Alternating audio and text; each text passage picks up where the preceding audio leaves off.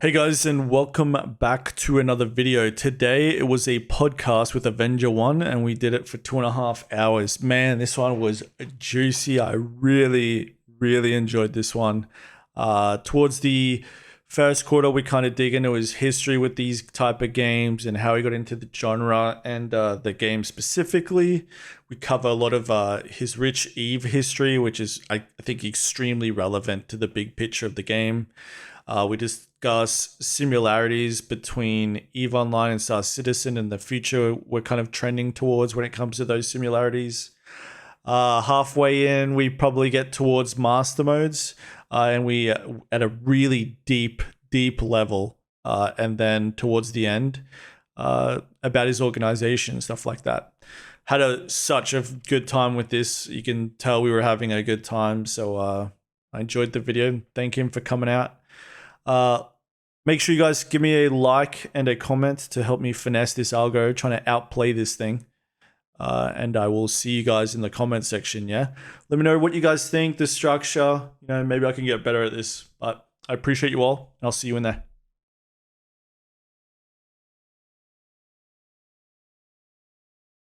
Now, boom. Yes. All right, we're back. We're on. So last time you and me, I guess I should do an intro. I don't know how to open these things up, but for anyone who doesn't know, hi, my name is. I'm a recovering Star Citizen addict. Yeah, exactly. It's funny because before we recorded this, we were talking about how we've all aged and how we were such young souls, and now it feels like we've all aged 30 years in the development. All my gray hairs are from. Bro, from flight model problems. Yeah, exactly, dude. Like, I looked at my hair last night, I'm like, holy shit, I'm receding. Like, fucking hell. So, buddy. I get reminded every day. I say I have a billboard on my forehead. Yeah. It's free real estate. But yeah, no. So Avenger 1, yeah, for anyone who doesn't know, makes a lot of how to, do the flight and PvP in Star Citizen. A really good content creator, especially on the PvP side. I'm sure everyone is familiar with already. And if not, you can look in the description or on the page. He streams on Twitch and does a bunch of YouTube videos. So, and the last one I did a react to, I thought was so good, and we'll pivot into that. The last video you did, and I told you this in a DM, I think that was your best video. And you know why I know it's also your best video? Because I have a friend who actually ran Smiling Dog Crew, which is the org we were talking about before this, from Elite Dangerous, like a really serious guy.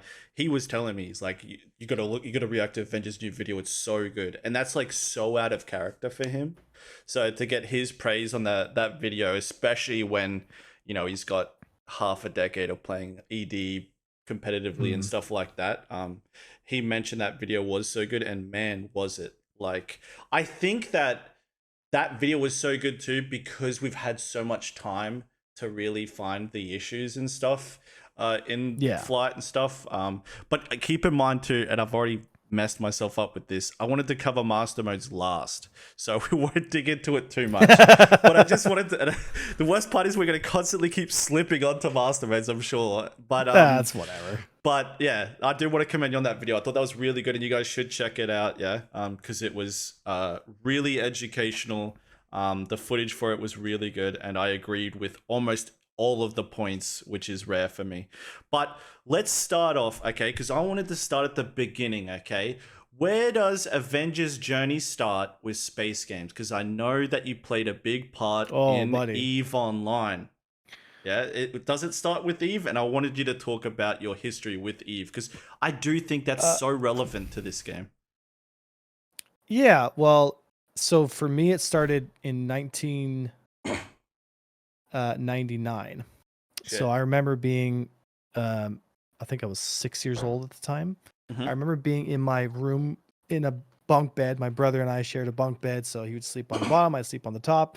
And my dad had this little computer set up in the room, and I remember playing the very first game I ever remember was this old Star Wars game called Star Wars Assault. Oh, I haven't heard of that one. And it was like on computer or Nintendo? Yeah, on computer, right? And like it was like a kind of a, like it was 2D, but you'd be inside. I think I could probably find like a quick little. I don't know. I can't. Oh, you could show it on your camera, couldn't you? Yeah, I if you can show wanted you. to? Yeah. So let me. Anyway, so I played this Star Wars Assault game, and it totally like radically changed my kind of perception of games. I must have played that game. Oh, buddy, I must have played that game. Yeah, here it is, Rebel Assault. This is giving me flat. Dude, I think my first game for Star Wars was Pod Racer. Yeah, so this, do you see what I'm seeing right here? Oh my gosh, it looks really good for 99.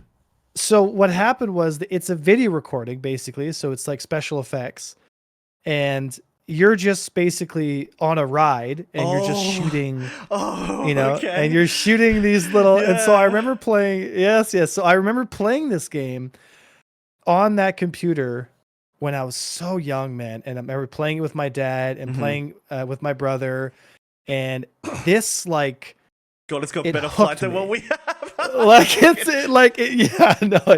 hooked me. It hooked me so bad, man. I mean, I remember playing that game and getting all the high scores, and I still like looking back at this game now. I'm just like, God, it just gives back so many great memories. Oh man, I think I was playing like GoldenEye at this time. Like for me, this was GoldenEye, but yeah, and so I started playing that game, and that would like kind of lit the fire. And then obviously I would watch Star Wars all the time. Like I'd watch those old VHS tapes until they were so destroyed. Like I'd rewind. I must have watched it about 500 times, like a year. Like it would just, and and so that's kind of what started the journey of like just being obsessed with anything space related. And and then I got older and I played the X-Wing versus TIE Fighter games, and then I played. Oh, I remember those.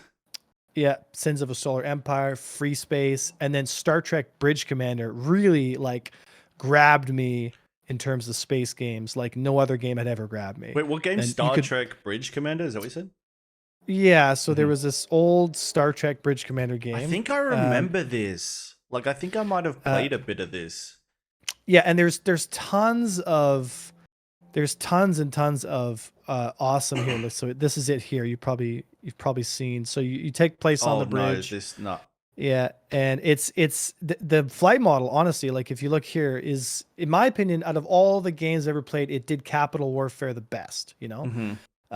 Like in third person, you had all power to your systems, and you could control the Enterprise, and I was a huge Star Trek fan too. But like it was a real like space game, like you could go, I mean, you only had 3 degrees of motion, like you go back, forwards, and roll and all that stuff. You couldn't strafe any direction, but it was really a space environment. You could go in any direction, and the 3D models and the damage states, like it really grabbed my like imagination when I was a kid. And I played Star Trek Bridge Commander with all the mods, and you could put all kinds of fun mods on it. You could put Stargate versus Star Wars versus Star Trek versus basically anything you could imagine. You get the Jaffa ships from Stargate versus like the Andromeda from like the Andromeda show, and like all kinds of fun stuff. And it kept me entertained for a long time. And then I started playing EVE Online. That was in 2000. Before you get into that, I think I played Star Wars Battlegrounds, but I think my first game was Free Space. And if I recall, and God, we're talking 20 years ago-ish, like I remember like, I think at the very beginning, it's like some pilot like warps into the base, or like, and he's like screaming that they're behind him or something. You might remember this scene from the game. He's like screaming about how like they're all dead and they're all getting hunted, and then the alien ships warp in behind him. And what game was this?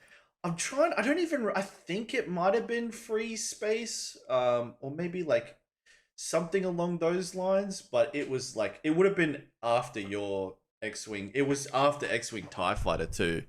But I remember it was games like that, and my dad had a joystick too. But like, I'm the same way too, right? Like my parents put me through Star Wars, Star Trek. I had like space bed sheets and stuff. I had like glowing stickers of stars and planets on my the ceiling of my room. You got bullied in high school because you were the nerd. I get it. Exactly, dude.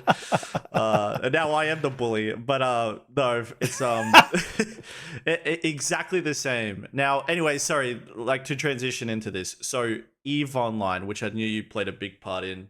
Go for it. Yeah.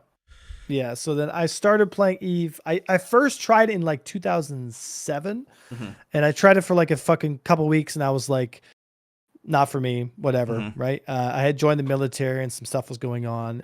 Now, when I came back from Afghanistan, I had been playing Eve for like a year, you know, because it kept me interested when I wasn't, you know, in training, and it was a good time. Like I really was enjoying playing the game, and I was very much not interested in PvP. I was like the most anti-PvP guy you can imagine. I'm like, I want nothing to do with it. It seems so scary.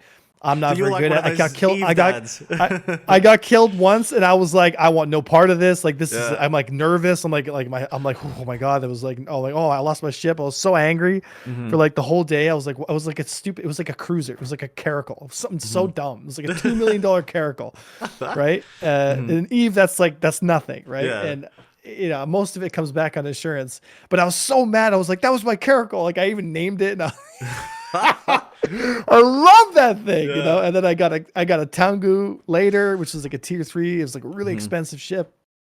And I used to do just high security missions, like in the safest areas of space, and I would like do them. And I would look for the Garistus like shield boosters worth like 200 million. And I'd find like one every couple days, and I'd be like, yeah, dopamine hit, you know. And I was so into it, man. I was so into Eve. You know, I even have like I think I have, you probably can't see it, but I have so that right there is a Tengu. Oh yeah, okay, yep. And it's called SR2 Normandy. Oh. Which is named off of the SR2 Normandy from Mass Effect, because I just loved Mass Effect at the time. Yep. Again, another space game, right? Yeah. But that ship resembled a real shifting point in my perspective, because when it was destroyed, when I got killed at it, I got so mad. Yep. I got so mad, dude. And guess who killed my ship? Who? The goons. Yeah. Goon Swarm. I know nothing about those right? guys. At the time, I didn't know who they were. I just thought, whatever. Anyway, I ended up getting killed in like low sec or something stupid. Yeah. And then I started looking into how to PvP, and I bumped into a guy, and he did a lot of stealth bombing in Eve. And in Eve Online, for those who don't know, it's a type of ship in the game that can cloak itself, kind of like a bird of prey from the Klingons. And so you would decloak and do these surprise attacks on people. And if you executed it really well, it was one of the only ships in EVE Online that required like mechanical skill to operate, right? Because you'd have to manually fire a bomb, which means you'd have to line yourself up properly. And that was smart bombs, right? Like they call them smart bombs? No. Okay. Smart bombs were attached to your ship. That they're like a cloud that comes out of it. But the bombs it's a manual bomb that you guide in. Okay. Yeah. So you fly in on an angle, you fire at a specific distance, and you put the bomb as close as you can. And you have to lead the shot. It's about I believe it's a 10-second flight time, and it has about a 15-kilometer blast radius. So you work out the distances, and anyway, the point is it required a lot of finesse to use. Yeah. And I loved the idea of it being cloaked. And so I would take this cloaky ship, and I get a couple of my friends with me, and we would gang up and we'd go to these nullsec or low security areas. And we'd find these goon swarm guys, just basically drunk off their ass, hanging out on the gates, just chatting in local, saying, "Oh, it's talking all this trash," and just being belligerent. And we would set up on them and sneak up. And then when one of them was separated, we would decloak, drop the bombs, hit them with torpedoes, scramble them, and boom, we'd kill them. And then we'd fly away before they all had a chance to kind of mosh pit us. And we would do this over hours. And I got hooked, man. Yeah. Because I remember what it's like to lose my ship. And so I know I'm like, gotcha. You know what I mean? And you have to lose brutally in a game to have like very good winning, right? Like to get the dopamine hit, it has to suck to lose. And that's this is a huge concern of mine. We'll stay on the Eve topic, but like when it comes to Star Citizen, this is my biggest concern, is that they keep wrapping people in bubble wrap. Like to the point that like, you pay for ships. It takes you 2 minutes to reclaim your ship. It costs you 2,000 UEC, which is nothing, and there's no upkeep. All you lose is a little bit of time. Yeah, like refueling is like no one knows what the number is on refueling because no one cares. It's more an inconvenience to go and have to open up your Moby glass than it is hurting your wallet. And I can't stand like how soft they've made dying. which blows my mind. Like when you see the people that aren't interested in PvP die and they get so mad about it, it's like this only costs you 2 minutes. Well, that's like an ego thing. That's yeah, an ego thing, right? And that's an ego thing because I know what that's like. Because when I yeah, lost my little, tier 1 cruiser, which was worth nothing, yep, I thought, how could this person have killed me? You know what I yep, mean? Me, of all people, they killed me. yeah, You know what I mean? And it's yeah. just like you get this victim kind of perspective, Mentality, and yeah, then, yep, but then when I started to join, like to begin my kind of PvP journey, I started realizing, wow, I've destroyed hundreds of times more worth of value than they've killed of me. mm-hmm. And so, and then by the time I was done my, I guess, could say career in Eve, we had destroyed, I mean, trillions and trillions worth of ISK, Mm-hmm. which is in-game currency. We had shut down alliances. We had moved the course of wars. We had changed the balance of power in some areas. The Bombers Bar that I started all those years ago is still functioning now and still out there blasting stuff. And Mm-hmm. I look back on that time of my life and I go, damn, man, like that was, I mean, everyone's got their own thing. Some guys, get into smoking, sex, drugs, rock and roll, whatever. Mm-hmm. For me, it was video games. Like I had Yeah, still struggled with the demons that I had brought back from Afghanistan. And so I just hid in mm-hmm. an online universe and I made friends and I learned a lot about myself and, Mm-hmm. about what I'm capable of. And EVE Online is one of those games that doesn't protect you from the cruelty of other people. Yep, And you learn real quickly, like either you're going to get with the program and you're going yeah, to be a wolf, yeah, or you're going to get just fed on yeah, constantly. yeah, And I had this never given up kind of attitude. And so that's kind of what spurred me to start the Bombers Bar. And I just started yep, getting a bunch of guys that liked doing the same stuff I did around me, mm-hmm. surrounded myself with those people, and I just went for it. Mm-hmm. And again, they're still active to this day. I don't look back on my Eve days at all and go, that was a waste of time. That taught me Mm-hmm. so much about myself, about other people. And in a lot of ways, Eve Online can, like, Star Citizen can learn some lessons from Oh my Eve if they gosh, have, yeah, like, if they have a good sandbox that yeah, allows for interactions of players to be authentic and to be visceral and to be highs and mm-hmm. lows, because you Yeah, can't have the highs without the lows. It doesn't work yeah. like that. It's gotta be, You and can't, like, you cannot have those highs. Like when yeah, you, like, so let's say we destroyed an Idris yeah, and we know that it takes 30 days to get an Idris back, and it took yeah, them weeks to get the parts. It took them hundreds of yeah, hours of training to get the right guys in the right yeah, spots, and but they just lost the battle to our team because we did an equal amount of yeah, training. And we know the value of that win. If you cheapify it, if you dumb it down to the point where it's like, you won, okay, it respawn, new Idris in 10 seconds, and you're back on yeah, the grid. It's like you'll never get that high without the low. The question is, are the lows low enough to walk people away from the game? yeah, And the truth is, there is a level of attrition that if you're going to get that level of high, there's going to be a level of attrition because the lows are going to pull people away from the game. But yep, if your game is interesting and immersive enough, people will be willing to go through that and yep. get really To mad, go but through that's the good. suck. You want Yeah, that. You yeah, want the PvP rage. Like that's a yeah, good thing. yeah, Because then you can take that and go like, okay, take that energy, now yeah. put it into learning how to play the game better and go out there and kick And their then ass. and then when you start to win after losing, it's Yeah. like, oh, it's the mate, it's the drug. That's the drug Yeah. right there, right? It's like Yeah. it's like why people appreciate Elden Ring. It's like because Elden Ring's Yeah. about getting your ass kicked.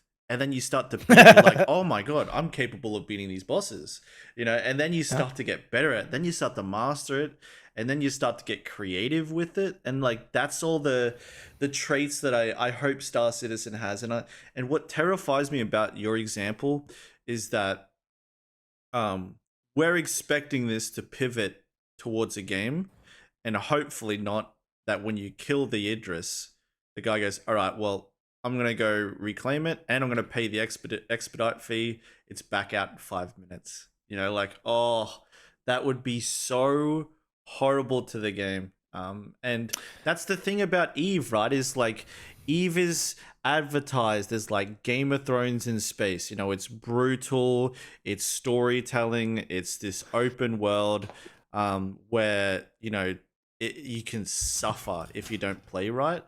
But that's the beauty of it, because that's what makes you good. Even if you're not good at PvP or you're not interested in PvP, but you want to be a cargo hauler, there's got to be, and I don't know this, maybe someone in my chat can say this or not, in my comments, sorry, but it's got to be rewarding when you master the cargo hauling. You're like, okay, I know that these routes are dangerous. I know that this is where people are more likely to interdict. And if I actually go around this moon and I land at this outpost and I sell at these 2 locations that aren't as common, I'm going to make a lot of money, and not many other people know that. You know, like there's a skill ceiling to that too, right? And I think that avoiding death could be a lot of fun for people as well. Go ahead.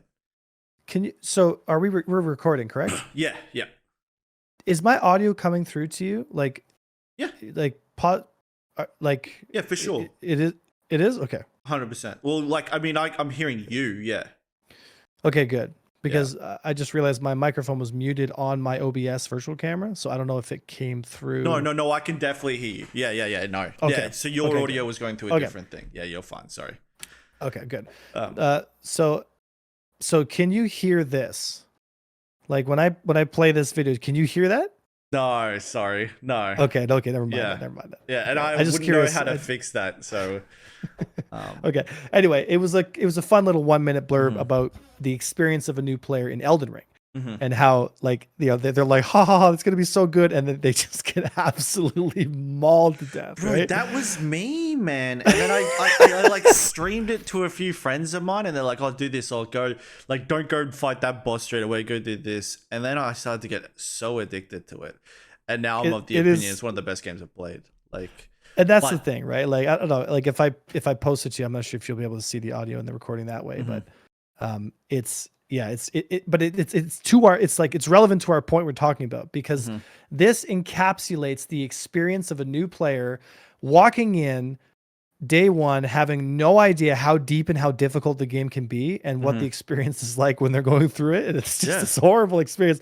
But at the end, it's like, damn, I killed the one like early enemy at the beginning. They're like, yes, you know what I mean? Like, yes. They tried to pirate me, I got them, or they interdicted me, and instead I turned it on them. Yeah, like it's. Yeah, I mean. But you got to suffer a bit, right? Like you have to suffer, specifically in the early stages. Like, and it's up to CIG to find the balance in that. But at the beginning, it's got to suck. You know, like, and it doesn't have to suck for a long time, but like there has to be a learning journey to this, you know, like, and you have to be able to go make the mistakes. You pay for those mistakes, hopefully not too much. And then you gradually get introduced and taught into the game, and you start to learn things, and then it starts to feel so rewarding. But if they give that to everyone for free, your entire emotions will just be placid the whole time, right? It'll just be a neutral experience. Oh, cool. I hopped in, I flew a spaceship, but it wasn't that great. Or I did PvP and it just felt like I was killing an NPC, you know, like it was just, and it's got to get deep, you know, like both on the bigger picture, but also in the minute to minute gameplay. And I don't want to pivot to masterminds yet, but keep going. Go for it. I wasn't going to say nothing about masterminds. So I do agree that in order for the game to survive in the longevity sense, it must be deep, engaging, and it must be able to give you those highs. Now, I do agree, though, after having conversations with Faristar and some other members of the community, now we are both PvP gentlemen. We both enjoy that aspect of the game. We've been through that crucible, and we've gotten very angry about what has been perpetrated on us, and so we've decided to take action about that. Some people are still at that stage of their journey where they're enjoying their ship and they don't want nobody to mess with it, and they want to name it special names, and they want to have their fantasy about it, and that's totally fine, right? And I do agree with Faristar in the sense that if people are not ready to take that step, they should maybe be allowed to live in the bubble padded universe for a degree. And like I do agree that, right? Like if you're in Stanton, you know, it's like they might have to implement a mechanic like how Concord was in Eve, where the second you open fire on somebody, a Navy ship just drops in within 30 seconds and boom, you got F8 lightnings on you and you it's game on, clone outside right? of that system and stuff like that if you die, so you can't just go back in or respawn there. Yeah. Yep. There's there's some mechanics that they can do that. You know what it is? It's Terra, right? Like, because that's the high security system that's on its way, which is going to be like the Jita equivalent. Terra will be like Jita. You know, you're not PvPing in Jita, or if you are, you're under the assumption that it's a suicide mission. You know, and you're going to try and do some damage before you die, and it's probably going to cost you more than it costs them. But it's like the high security experience. And do you know what the thing is, dude? I have been pro high security, having very little PvP. Like, in the sense that give them. I would genuinely be okay with having armistice zones all over the place for high security area. Yep. And it's like, make PvP there so taxing to someone who wants to try and do it that it's just not sustainable. And the reason I want that, though, is for a different reason than people think. Some people are like, oh, like, everywhere should be attackable, no one should be safe. And like, while I agree, but the problem is the guys that want that, the people that are this brutal Eve style, we need PvP everywhere, right? You're not paying for the game. It's the guys in the 890 jumps who just want to, you know, sail into the sunset. Yeah, but even Eve doesn't have like guns and blazes everywhere you go. Like most, like a good 50% of Eve is security, low sec, high sec space. And they think it does, the other 50% is but there's a culture. Here's the thing, though. The culture in Eve is everybody fights. Even if you're a high sec dwelling, you know, hyper nerd, you're still. I mean, I knew guys that would spend their entire time playing Eve in high sec, and then they would join us on Bombers Bar fleets. Like, we'd have public fleets, like anybody could join, and these guys that don't do PvP would join our fleets. And they would go and attack carriers and all these other ships that they would never be able, because again, those ships aren't even allowed in high sec, right? So like, it's the equivalent of Idrises aren't even allowed in Stanton. Like, you'll never see one in Stanton because they're not allowed to exist there. They can only exist in Pyro and lower sec systems. Oh my gosh! Because if you were to bring a player Idris to Stanton, the Navy would say that's illegal. You can't have a ship of that weapon class in the high sec area. We're going to come attack you, and you'll just lose all the time because the Navy is always supposed to win. It's on cooldown for 90 days. Yeah.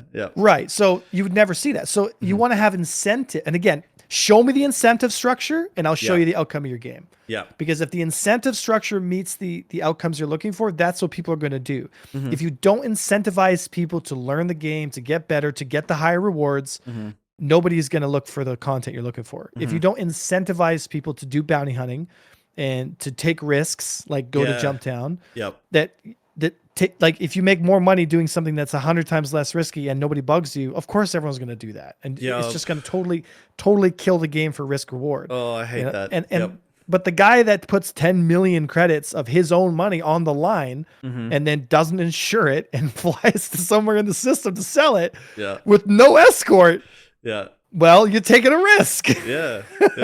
You're taking a big risk. And that's why I was pro high sec. Like, people would always be like, oh, you know, Vergil like wants the Care Bears to have their space. It's not about that. It's about, I want the guys who are paying for the game, okay, which is a decent chunk, that aren't interested in the sweaty dogfighting that you and me are, or the warfare, the FPS, the clashing of egos that is PvP. Those, you know, the fragile guys, or I shouldn't say that because I got roasted in my comments about being mean to people who aren't interested in PvP.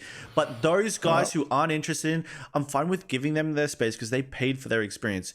But put them in a corner of the sandbox, i.e. high security, where they get what they want and they can't complain about the other aspects unless they leave it. So it's like, if you put the guys that aren't interested in PvP into their section of the game, then they can't complain about what happens in the other sections. And the other sections can be brutal beheadings, terrorism, and all kinds of PvP in between, right? Like, the gloves absolutely off. CIG aren't even allowed to get involved in any of the refereeing of PvP. Stream sniping completely open, like anything. Let the outskirts, so like null security in this case, just be, you know, the wild, wild west, baby. Like, and as wild as it gets, you know. And then the low security, which is Stanton in this example, maybe like semi-moderated, right? Like you can PvP within it, within their structure. You're not doing the crazy stuff, right? And that's kind of what low sec is in EVE. And then high security is where the people aren't interested in. But the high security comes with a cost. You're not experiencing the whole game, and you're not making a ton of profit that you would be if you were risking it in the outer systems, right? Like that's the 20-year model that EVE made and is proven to work. And I think that ticks all the boxes where everyone's happy. Because 3 years ago, Avenger, people wanted a slider for fucking PvP, right? You press a button, you don't take damage in PvP, right? So it's like this ticks all the boxes for me. And you and me are very much of this opinion, right? Like for us to get our rocks off, we have to PvP against people that are willing to play, right? But for me, I don't enjoy killing players, and I used to back in the day, but I don't enjoy killing or PvPing against players that aren't interested or aren't even trying to compete. Like I don't get any dopamine from smoking some dude in an Origin 300 or something, you know? Yeah, so it's mostly boredom kills, right? Yeah, I mean, exactly. for me, I'm in like guys will poke me and they'll say, "Hey, there's one or two guys, they're like hanging out in like these like lame ass ships at Jumptown. Let's go bust them up." And I'm like, that seems like such a waste of my time. Yeah. You know, if you said, "Hey, it's so and so's crew and there's 10 of them there," I'm like, let's go bust that up. That sounds fun, right? Dude, exactly. You know, but and like Jumptown, like if I'm the only one at Jumptown, and a guy shows up, like, it's Jumptown. Sure, I'll shoot at him because I'm just bored, right? Yeah. But I'm not like shooting him and being like, I'm like that meme with the sad hitman monkey where it's just like, you know what I mean? It's just, and you're not seeking it out, right? Like that's not, and that's the problem with some of the PvP organizations, some of the smaller ones. Oh, don't get me. No, hold on. Go ahead. I will engage people. Yeah, like, sure, all me the too. time. You know, if I'm in a cuddy blue, I'll engage them. I'll shoot them down. I'll board them. Yep. For fun, because boarding is sure. genuinely really fun. Yep. Right. Even if they don't want to, they whinge and complain and call me names, and they're like, you know, it's just like, if you think I'm the bad guy, man, you're in for a real treat. Yeah. I find it hilarious that people make me the bad guy, and it's like you don't know what being a bad guy means. To put it on TV. Like, and the thing is, the Star Citizen community is very soft. They're very plush. They're very rainbows and bunnies, and they have this very idealistic view of the world. But the thing is, like, human nature is human nature. So, and that translates to any game, to any multiplayer environment. And so I'm not worried because, you know, they want to make me out to be the bad guy or you out to be the bad guy or, you know, these different groups. And it's like, when there's stuff to lose, when there's things to fight over, they are going to come screaming to us for help. Yep. Like, I know we said like terrible things about you for 10 years, but please help us. It's like when because how do we stop the goons or like, NC Dot or Pandemic Legion? It's like when it's like the islands that are gonna have all the treasure on them have PvP sharks you got to get through. You know, like you got to swim through those waters and get past the sharks. That's when and that's the thing is the kind of entitlement of the people that aren't interested in PvP, but then they want everything, you know, as well. And they're going to realize like, oh, we can't mine this, or, oh, we're not making these kind of profits. So then they dip their toes in PvP. Yeah, and then they start to dip their toes in it, and they start to enjoy it, because that's the thing, right? No one's a PvPer until you've got that dopamine. When you get that dopamine hit, you're going to fall in love with it very quickly, I assure you. But that's the thing, right? And I'm of the same opinion, right? Like I will shoot anything that comes across my path. I'm one of those horrible guys. Call me a murder hobo if you will. But I don't go seeking it out. And if someone crosses my path, unlucky for you, because like I'm probably gonna see what you've got on your character. But hold on. What if there was something to fight over? Like, let's say you had, well, I don't know. Again, this is incentives. What if you had a player base, and that player base was an alliance member, and so this guy flies across here that you've never met, and he's an alliance member, and you go to yourself, that's a blue, that's a friend of mine. He's in my alliance. I'm not going to shoot him. And all of a sudden, players start to form groups and tribes. Yes. And those tribes and troops start to fight other tribes and groups. And then you have tribalistic warfare. And bad relationships get caught out. And there's politics. It's like the meta game, right? It's like it evolves. And I always preach this in my videos too. It's like the best way to utilize and give the PvE players they want is to make them necessary for the PvPers. Like if, for example, and this is to flip it on the reverse, if your organization and my organization are dependent on the logistics of PvE players, say for example, like it works in EVE, we need minerals in high security, but our reputation is so bad in high security that we can't get in there, or we're not willing to go mine ice asteroids for the next 10 months. I see where you're going with this. If we need to purchase off them, then there becomes a relationship, right? And then, for example, you're flying around in your whatever system it is, and then you're getting targets showing up on your radar, be like, oh, no, can't kill these guys because these guys are the PvE guys that are funding our alliance, or bringing us these materials from these systems. Yes. So it's like to make them reliant on each other. You can have players clean up the PvP themselves, and make them dependent on each other. If you give them incentives to do it. Yep. And that's the thing. If you take Quantanium, for example, I'm not saying they should do this. I'm saying, for example, if they were to have taken Quantanium out of Stanton or limited by 98%, so there's like maybe once in a while you might see some Quantanium. It's like, oh my God, it's so rare. If it was only in Pyro. Oh. So then all of a sudden, these and if we get server meshing working, I mean, larger groups of players are going to be able to function together. Yep. And you're going to have groups of players looking for like alliance membership, and what's going to happen is these groups of players are going to go out there and they're going to encounter other groups of players, and depending on how they function internally and how their reputation with other groups are, or how good their own leadership is, how good the actual people themselves can interact with each other. Yep.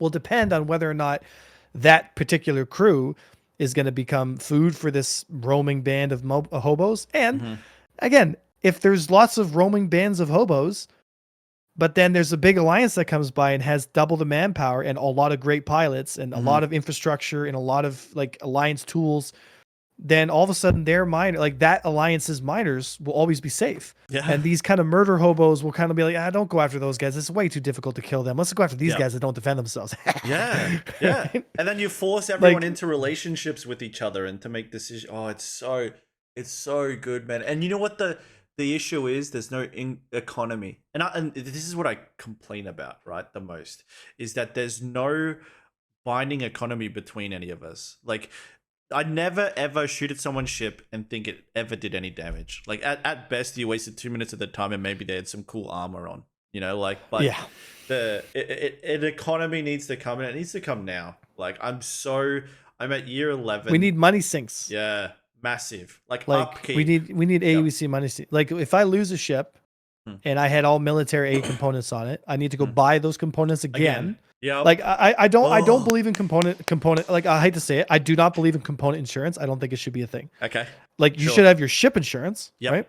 And so if you purchase the Hornet Mark II or a Wildfire or whatever, and that ship gets blown up, then you get it back within a certain period of time, depending on if you want to expedite it or not, because it's always your ship, right? You pay the amount of money to claim it.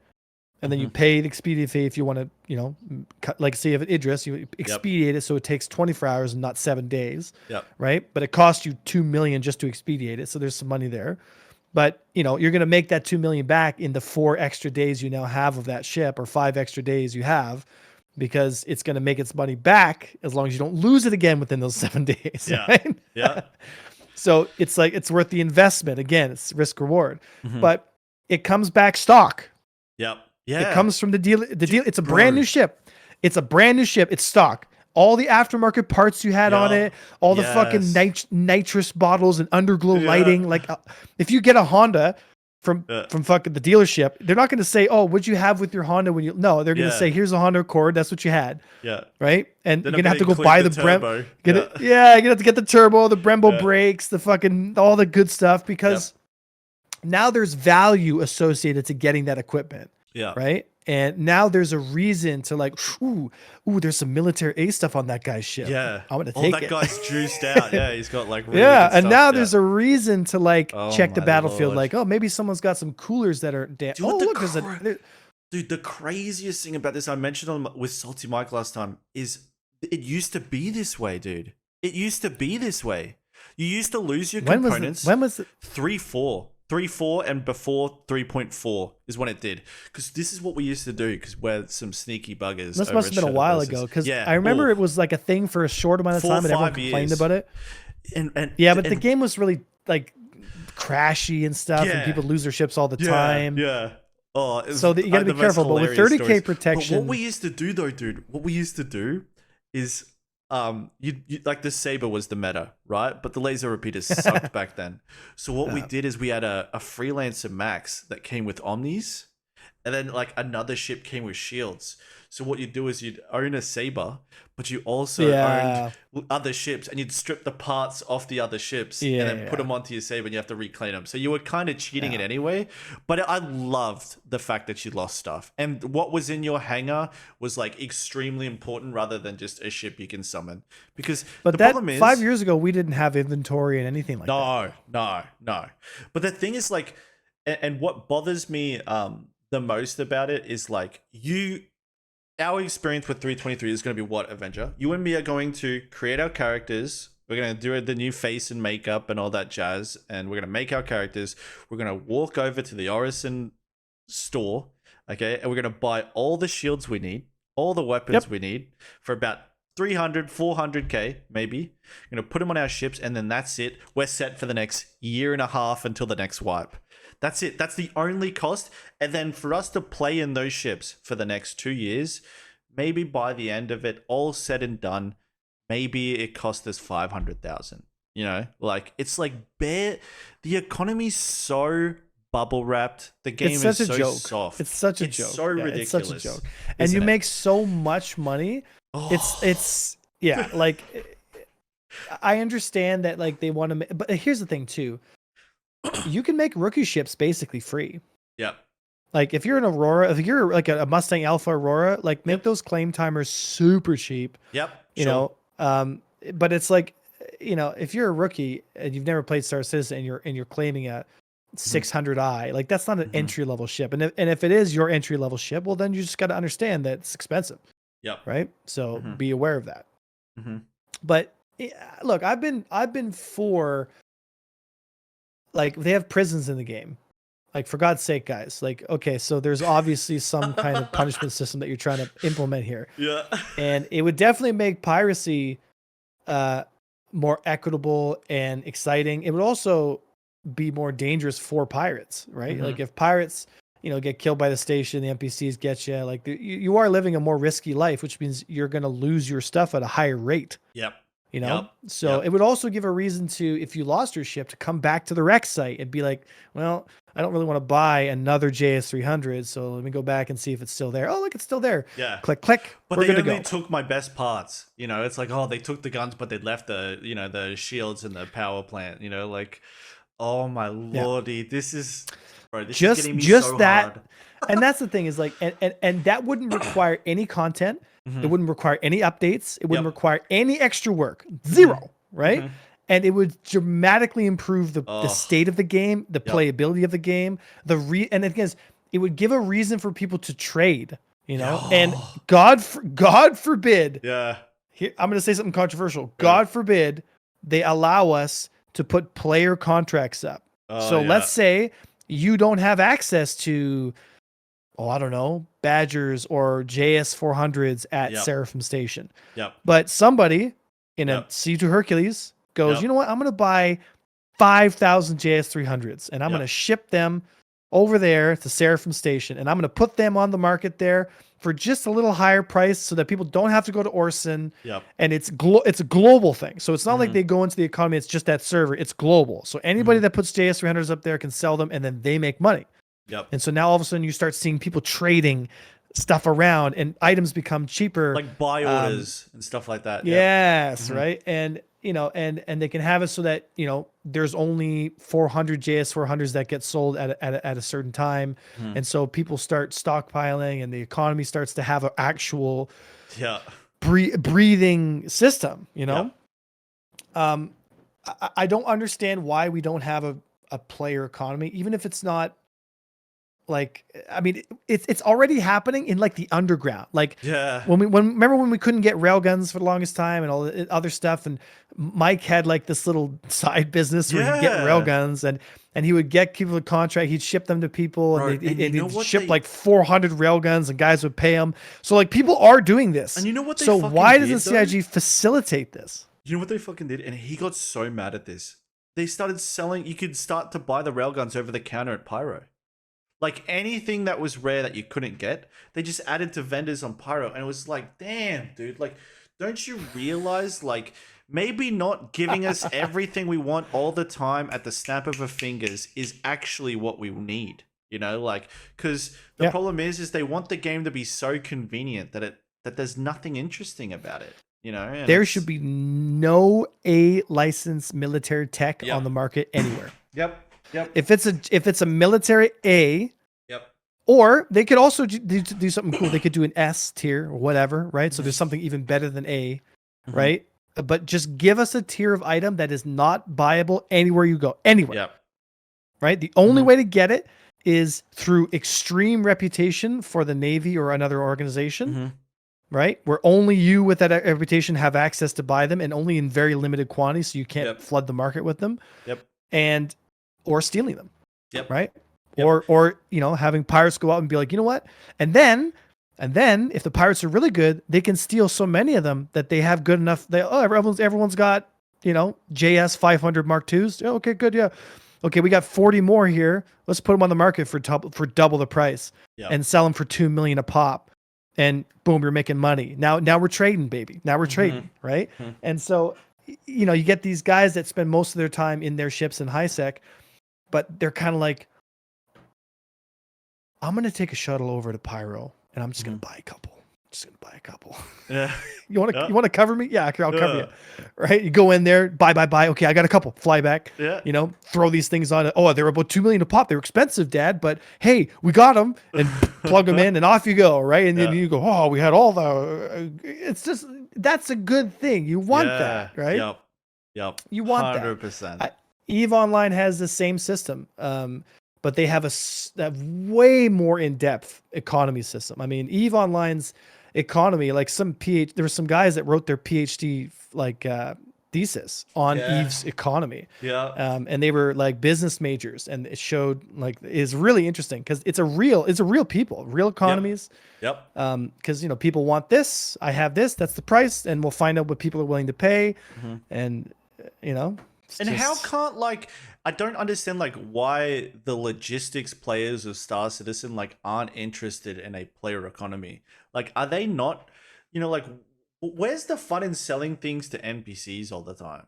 Where's the fun in selling things and vanish into thin air, right? That's why I love a player driven economy. And is there stuff that sucks about a player-driven economy? Yes. And can those blows? Yeah, but you can hold up. Yeah, but you can have it within reason. Yeah, exactly. Right? Exactly you can have the maximums and the minimums controlled by NPCs. Where if somebody wants to gouge you for 10 million, the guy's gonna go, you know what? I'm just gonna do the missions myself and get the reputation and buy it for 2 million because I'm not paying 10 million. Yeah, you know what I mean? But here's the thing. Somebody out there might say, you know what? I can't be bothered to spend the 3 days it takes to get the reputation for the missions up. And I made 20 million on this run. Fuck it. Whatever. I'm just going to buy it. So let players decide what their maximum is, but let the minimums be controlled by the NPCs. So people can't crash markets exactly. Because that's what people think about, right? They just think about the warts, right? They immediately think about the worst aspects of it rather than all the good aspects of it.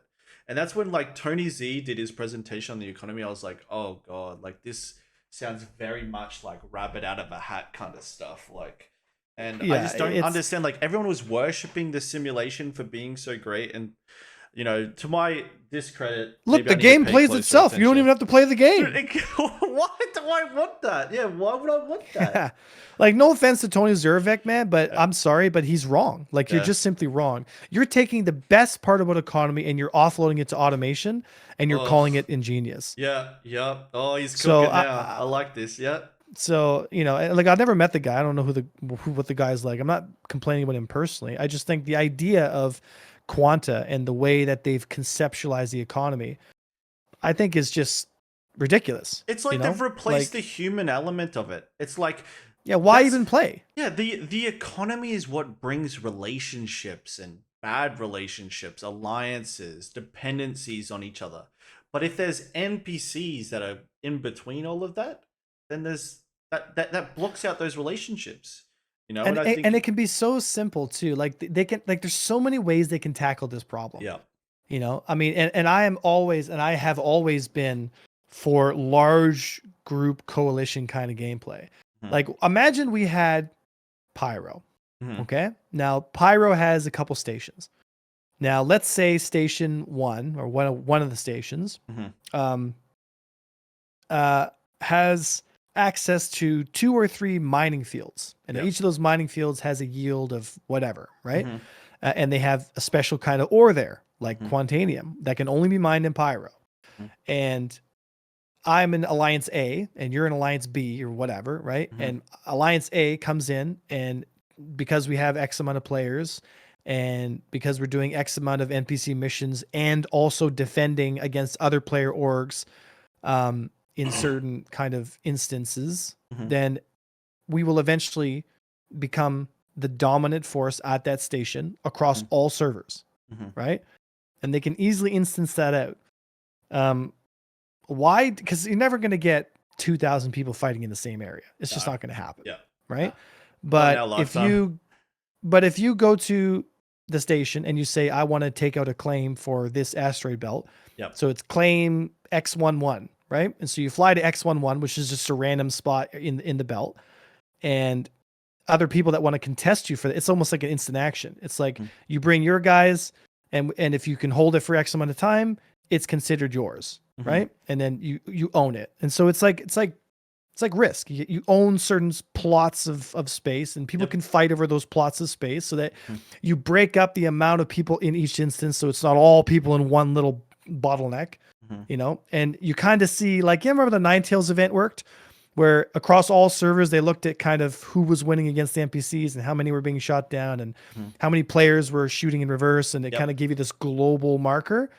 You could have something somewhat similar to that, you know, and see which alliance. Again, alliances with a lot of people are going to be able to have much bigger presence. They're going to have more people in more of these shards. And so even though Avenger Squadron might come in and we will win our shard, we've got to win 50 more. To make up for the amount of people that are showing up for this event. So, you know, and then all of a sudden you have big alliances, and those big alliances get to control stations, and they get to control prices, and people have to fight over that stuff. Like, this is why I really like a real thing. This is why I really like the introduction of bases, because of like passive mining, which is a big thing in EVE, right? Like you set up a base, it's mining minerals the entire time underneath the base. You know, like I love that aspect of it. I mean, there's so many cool things they could do. It's unbelievable. You know, and you could easily have like organizations bringing their javelins in and having them loiter around the areas that they're supposed to protect. Patrol. Like so imagine many if cool it things. took capital ships to take out bases. So it's like the only way to take out a player base or an organization's base was capitals, you know, which then encouraged capital on capital gameplay.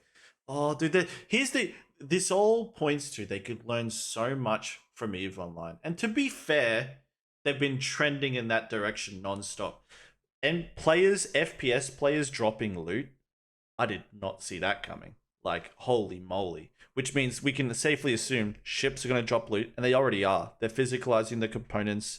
You can salvage the materials of a ship. Like, it's trending in EVE. They announced bases and tiered security systems like the high sec, low sec, null sec. It keeps going to EVE, and I'm so thankful for that, right? Because My Yeah, but it gosh. works. Yeah. Yeah. It's a proven system. Learn from their 20 years of mistakes and capture all the 20, like all the best things that they've come up with over 20 years and then put them in the game and build upon that, right? But yeah, you're right. There's so much lessons to be learned. The problem is too, is like people hear Eve and they're like, oh, it's cutthroat backstabbing. I hate that, you know, and they don't look at the big picture. They haven't bothered to actually open the book. They judge it by its cover and they don't realize all the great things. Yeah. You know what Eve does the best, guys? Eve looks after people who aren't interested in PvP. Like, they have got NPCs, like you mentioned, Concord, that will one-shot people for PvPing in the wrong areas. They have so many good systems to protect people that are interested in certain aspects of the games, but you also got to understand that you're not given total freedom, right? Like, you're not completely Dude, safe some all of the time. biggest, we call them ahead. Care Bears in Eve. Some of the biggest Care Bears are in nullsec. Yep. Yeah. Like, because they can have the largest mining fleets Yep. and the largest capital industrial ships, Yep. and they get defended by thousands of other players. Yep. The thing with Eve Online is they're so far behind enemy lines, right? It's like they're so deep in their country or their state, their systems that they're look. safe. I ran a Black Ops fleet for years, so we would hunt these guys via regions, and we'd come in through wormholes, and we would attack them when there wasn't standing fleets, and run operations over multiple weeks, and because that was the thing that I loved to do, because that was my profession in Eve. Is we were Black Ops, and it took an immense amount of work. I mean, it was literally a full-time job. But the fun was, you know, actually catching these ships that you could only catch in nullsec, and they would be so skittish. You know, it's like hunting elk. You know, it really is, because you make one sound, step on a stick, you know, join a system that you shouldn't join, and all of a sudden, boom, you're on the intel channel, everything goes away, and it's just like, oh, you know, and then you got to log off and you got to wait, and then they get. Yeah. Is he gone? That was the problem. He's been gone for 10 minutes. And they go, I'll wait 10 minutes more. Dude, yeah, it's like, and like I tried to do an Eve stint with like 10 of our guys when we were bored, and that was the biggest issue too, is like the moment we warped in the system, they were just tracking local. Bang, they're off grid. They're jumping to the gate. They're gone before you're going to get even close to scanning them down. So, yeah, but they're learning a lot of great things from Eve. And the people that are anti-Eve, I got bad news for you. I have not seen them steer away from Eve in any aspect so far. Like, the only thing that is stopping this from being Eve 2.0 is the selling of ships. You know, and that's the big $1 million question: is how is that going to play into all of this? You know, and that's probably a good, you know, direction to take this. How do you feel about what the game's future is going to look like when it comes to selling ships? Because that's a hot topic with Tarkov and stuff, or the pay to win aspects of the game. Like, my perspective on it was, I always thought that like buying a ship on the store would be like what you mentioned. You buy a Honda Civic stock, you know, it's weak as piss. You know, and then you put the turbo kit, the rims in it, the better tires in it, you know, the new steering. And a ship isn't just a ship. It's about the most important factor of what makes a ship good or not is the components that make up it, right? Like, and so that could tie into the economy. So I like the idea that Eve has with Plex. Yep. In the sense that you can spend $150 or $200 a year and just get the subscription and just pay the $12 a month and just play the game. Yep. I love that or you can play the game and make X amount of money per month to bypass it and buy it off with your own money and play for free. Yeah. Right. In-game money. Yep. Right. So they need to switch their monetization to no more ships, like no more ships. Yeah. Do you think they'll ever be able to get that back into the toothpaste though, right? Like, do you think they'd ever be able, it's a drug. Yeah. It's a drug. It's a drug, you know, and they're like, oh yeah, ship sales, you know what I mean? So that's the truth, right? Yeah. I mean, I guess if you're still making new ships, you can let people purchase them when they're in the pre-build phase, basically. Yep. Okay, yeah, and I then like when that. it comes out, so let's say the game's in full release or 10 years down the road and every ship's been already designed, but they're like, we want to make it, because I don't think they're ever going to stop making ships. I think they're always going to be adding ships. Yep. You could argue that when they go into the concept phase and they say we're concepting an anvil carrier, Yep. but the prices are going to still have to be much lower. Yep. Because we're in the build phase now, and the build phase is like, we need as much money as we can, so we're going to put the price as high as we can basically get out of you. Yep. But the truth is, you don't have to buy that, and that's the thing too that people need to realize is, when you buy Star Citizen, you just get the game and you can play as long as you want. Yep. And we both know that it's very easy to make money, and so you can own every ship in the game. Why would you ever buy a ship off the store? Yeah. Right. But when that changes and the game is live, their monetization policy must switch to a subscription-based policy or a hybrid between free-to-play and subscription. So if you're free-to-play, you have to pay in-game money to keep your license extended, just like how Eve does it. Or you can just pay the month, like the yearly membership, to just get access to the game. Yep.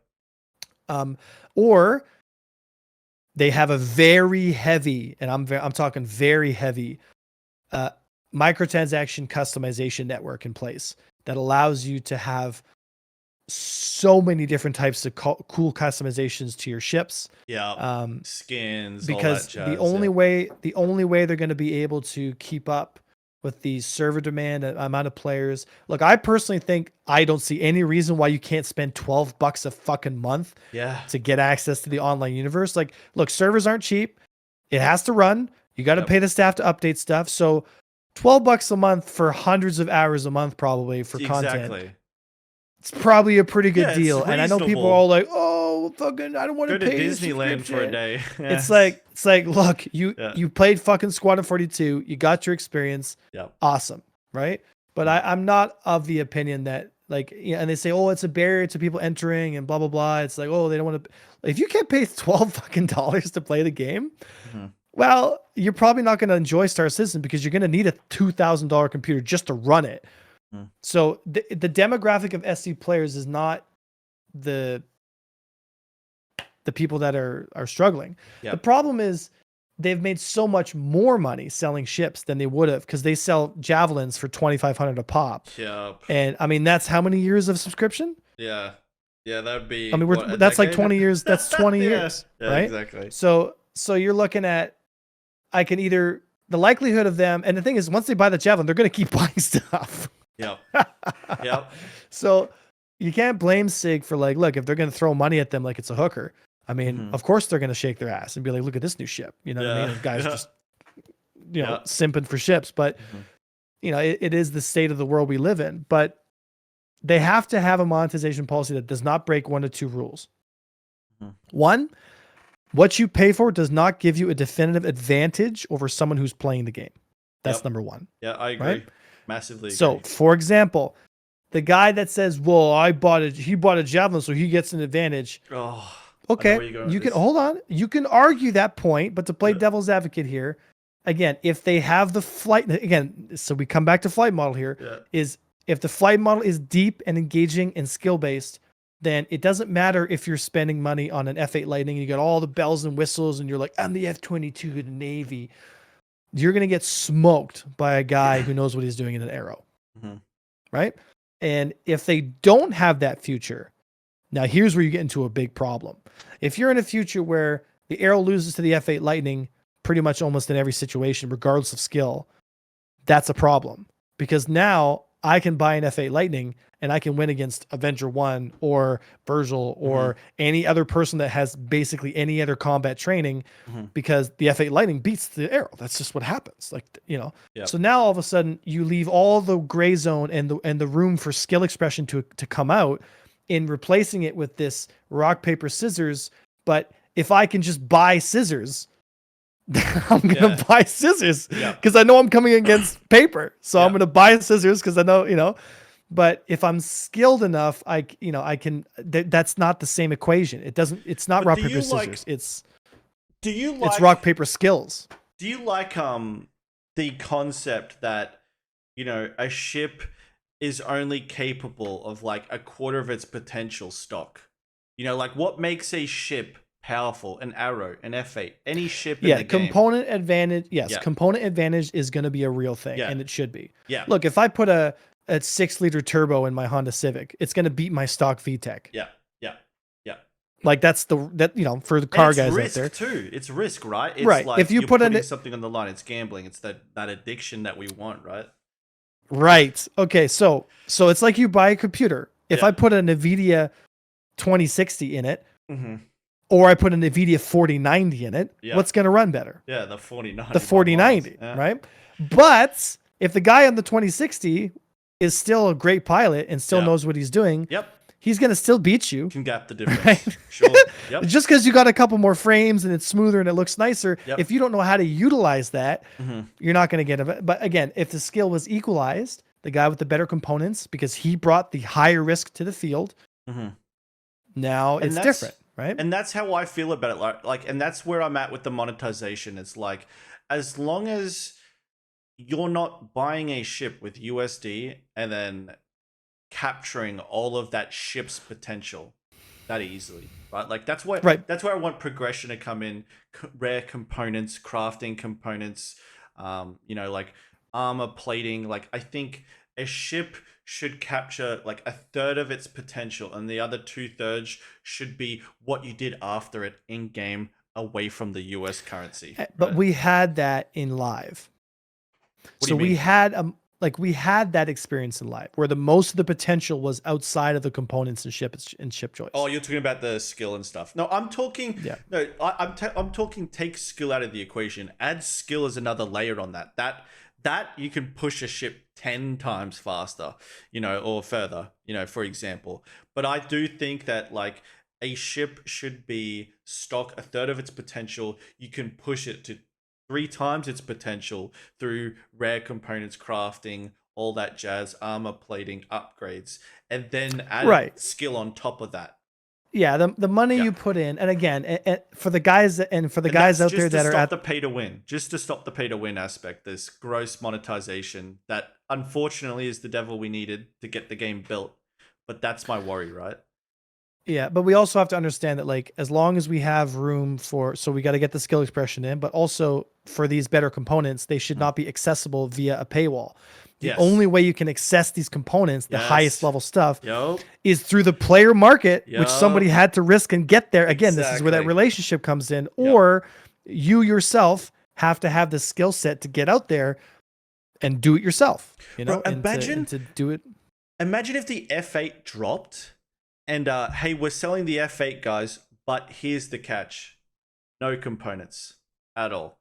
It's a hull. And you have to go get these components yourselves. And these components are going to be the weapons that are required for this, or the power plants to load to feed this thing. You're only going to find black market in Pyro, or like, you know, like you sell the Hulk of the ship. It's the F8C. It's the C. It's not even the A. So it's not even the right. Like if they sold the A, maybe you could argue that like we're going to give you the hull and you can figure it out. But in my opinion, I think it's good what they did. They went for the civilian version. It's got like civilian level C components or maybe some level B stuff. But there's nothing level A on it. And I think that's good, right? And that's. But we still want the components that could be added to this thing to increase its power tremendously. Oh, absolutely. Right? Yeah, absolutely. Yeah, if I put a JS 400 inside my Mark II Hornet, because it's, or I get the special Spec Ops military, you know, like only accessible if you shoot down the F8As and all that stuff, and you put it in there, it's like a military tune, I don't know, FR 667 or something like that, and you get 20% more, just more. You know, like, oh, my burst is 20. I get a bigger burst. I got better this. I got better that. You know, but it's like, look at this guy's Idris. He only just bought it because look, it's got all these stock components. We're gonna smoke this thing. You know, whereas oh, it's an Idris. It's got custom made shit. Oh god, everybody scram. You know, like pay to access, don't pay for performance. Yes. Yeah. All right. Performance is player skill and components accessible through player skill. Yep. That's how you do it, right? Yep. Because if you break that, and again, this is my gripe with master modes, is they're breaking that because we all know that the skill ceiling has been dramatically lowered. And so now, like for me, like if I'm in a Buccaneer, it doesn't matter who it is. I'm not fighting a Mark II Hornet. Yeah, no, it's neither. just that, like if I'm by myself and I'm in a Buccaneer, it doesn't matter who it is. I'm not taking that fight with a Mark II Hornet because they have dropped the skill ceiling so low that I have no options in that fight except to wait for a partner and then to bracket them. That's it. Right. And that's what pisses me off, because in live you had so much space to move that the good pilots basically just completely ran train in no matter what ship they were in, even like mining ships, which is like surprising. I legitimately shot down Gladiuses in the Prospect multiple times and recorded it. And again, I personally think that that's quite funny, because any decent pilot in a Gladius will have no problem killing me in a Prospect, like no problem. But the fact that that's even possible speaks to the depth and knowledge of what the game actually is.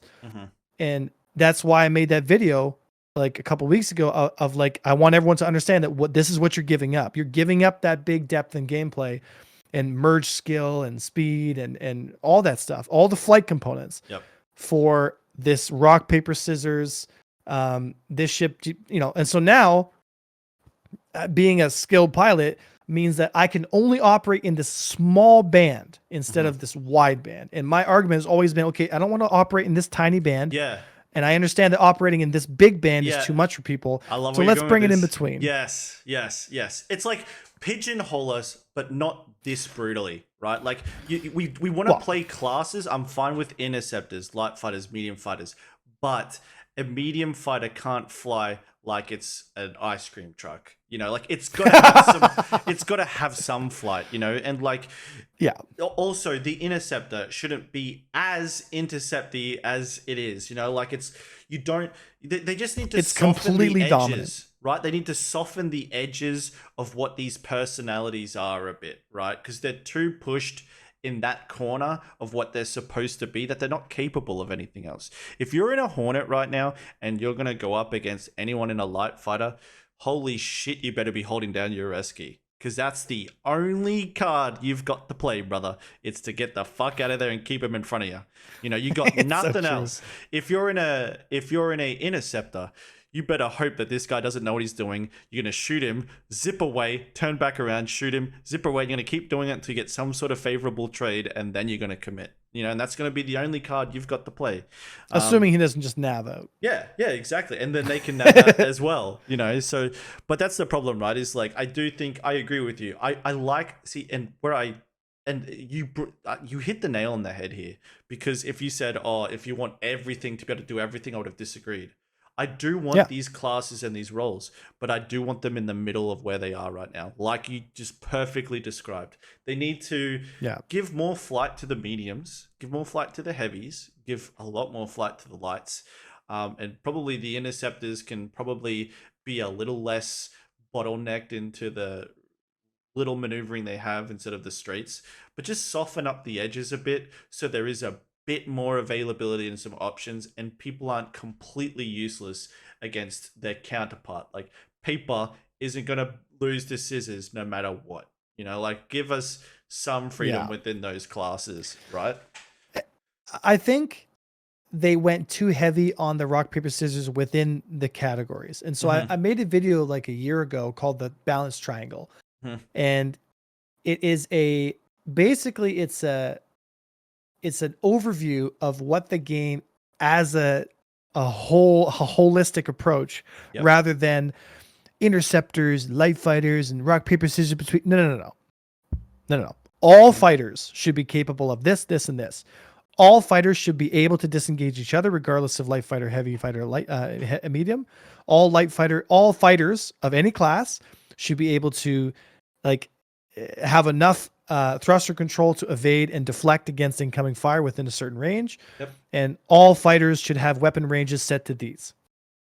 So, for example, if I'm in a Vanguard and I do it correctly, I should be able to break away from a light fighter, at least for a decent amount of time, and that is, for example, if you made the top speeds relatively close to each other. So there is a difference, but it's not so dramatic that like I can be 7,000 meters away in a Buccaneer and the Hornet can be 7K from me. And I can, if once he lets go of his boost, I can get on top of him within 3 seconds. And so we have this really big problem where like you could be the best pilot in the world, but because we're so constricted, like once you're at a boost, my class of ship has more boost. And so any advantage that I would have gotten gets completely evaporated by the like massively dramatic difference between these archetypes, right? Yeah. And it just ends up feeling terrible because you feel so pigeonholed and so you feel so dominant in the role that you're supposed to play, but then completely useless in everything else. And unfortunately, the dominant role is interceptors because they're the only ones that can dictate the engagement. And so if you have good teamwork and coordination, you know, Buccaneers basically just pick a guy, dive on him, and then next guy, and it's just one at a time. You know, we did many tests within AVS against Mark II Hornets, and the only time the Mark IIs even had a chance was when the Buccaneer pilot fucked up, and they got on him really quick as he was passing through. And because you basically two-shot people with the ridiculous guns on the Mark II, occasionally they kill 1 or 2 Buccaneers, but they never won a round. 5v5, 6v6, 8v8, the Bucks won every single time. Every single time. The only time we lost Buccaneers was just pilot error, but that's just training. The problem is these are how dramatic the archetypes have made it. And we're arguing for the same thing here is it's like if we had higher speeds, then yes, the interceptor is going to disengage. Because it has 640. But if the light fighter has 600, or for example, let's say the Buccaneers got 590, right? Now, if the difference with the arrow is it goes to 550 and it can get up to that speed pretty quickly. Now, I can still force the fight onto the Buccaneer if I'm a good pilot and I see that angle coming in. I pull into it. I merge with the target.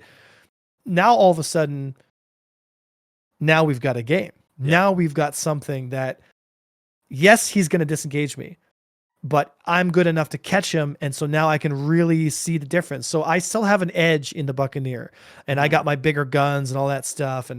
But I should be able to bridge the gap between these classes, you know, and what they should be is not rock, paper, scissors. It's just like all fighters have edges. All fighters have abilities and things that you like about them because you know, it's like they're all close enough that it depends on how you utilize those advantages. Depends on, you know, again, I'm not going to spin around and start trading with an arrow because that's going to be a losing fight. But again, if we have good accelerations and all that stuff, then I'm able to make a decision. Maybe I have full shields and he has none.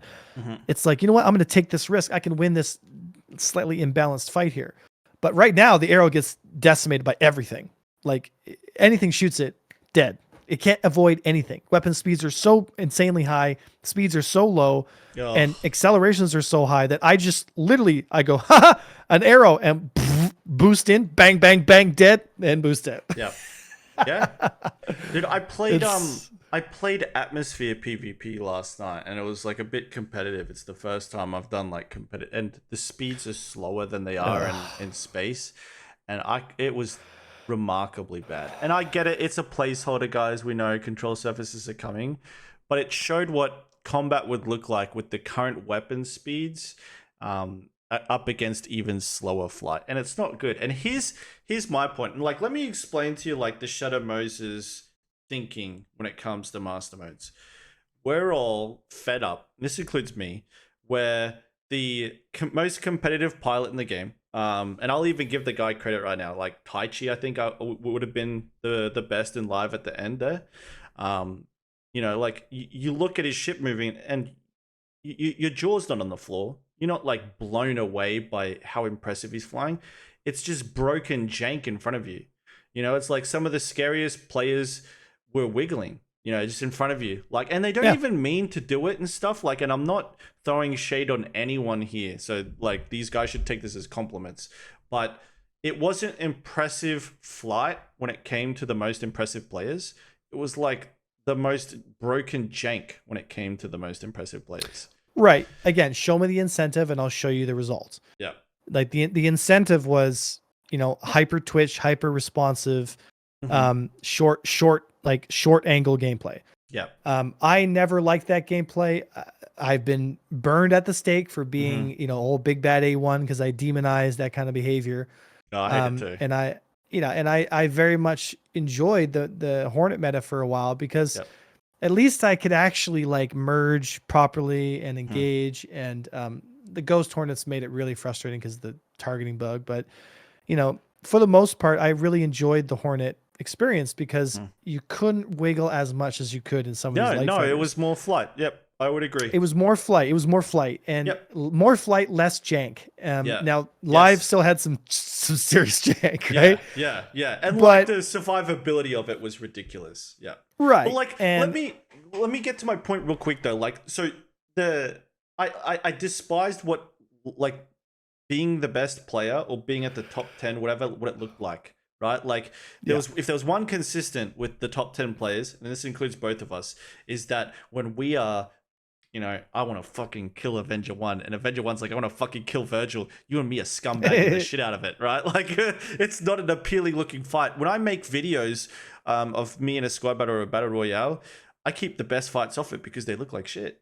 and I keep yeah, the best, the videos that make it onto that, or the kills that make it onto any of my videos, are the videos where I know what I'm doing and they don't, and that was the best way to make it work. Now, with that being said, right, so that's the Shadow Moses complaint, is that they want positional angle gameplay. They want someone, a skilled jujitsu wrestle where someone is trying to get the back of the other person and they get an angle and then they hold it. You're like, oh, look, I've got this deflection, or look, I'm underneath him and I'm getting damage on his critical components. They want angle positional combat. And I agree with them. That is what the skill ceiling of what a 1v1 needs to look like. But where I don't agree with my own guys here is that there is a bigger picture when it comes to it ain't just that experience. That is a very limited, small experience of it. And there's some stuff like that was in live that was so great. Like merging was, if you got a perfect merge, it was dopamine fountain. It was the best thing ever. yeah. So I Stuff like will that. say, Go ahead. so again, it's a perspective thing, and I Yep. think you're absolutely correct. Mm-hmm. Now, I have always been on the camp of I'm willing to sacrifice duels for a much better team cohesive play, Yep. Yep. right? Mm-hmm. In Star Wars Squadrons, dueling was not really that fun. Yep. But the team play and coordination in Squadrons is some of the best I've ever played in any game I've ever played ever, right? Mm-hmm. And and it's funny because even back in the 90s, like back in these old like X-Wing versus TIE Fighter, there was a funny dynamic that happened. This is what a duel would look like. So in Star Wars X-Wing versus TIE Fighter, it was 3 degrees of freedom. So you can go forward, up, down, left, right, but there was no strafe. You could roll and bank into your turns. It was like a classic planes in space. Mm-hmm. Now, this right here, what I'm about to explain, is the limit of the depth of dueling in Star Wars X-Wing versus TIE Fighter. Yep. Again, one of the best possible games for space shooters, Yep. and still to this day is insanely fun. If an X-Wing and a TIE Interceptor are facing off, okay? Mm-hmm. The X-Wing is going to slow itself down to its minimum maneuvering speed, and it's going to try to aim and try to pick the shot and try to lead the angle as best it can. The TIE Interceptor is going to go full power to engines. It's going to corkscrew and try to dodge until it gets within its turn circle radius, and then once it's behind the X-Wing, fight's over. Mm-hmm. So either the X-Wing kills the Interceptor on the way in, or the fight's over. Yep. And that was 100% of the fights. Yeah. Gosh. Like that was it. That was the dynamic, because Yeah. if the Interceptor gets behind you, that's it.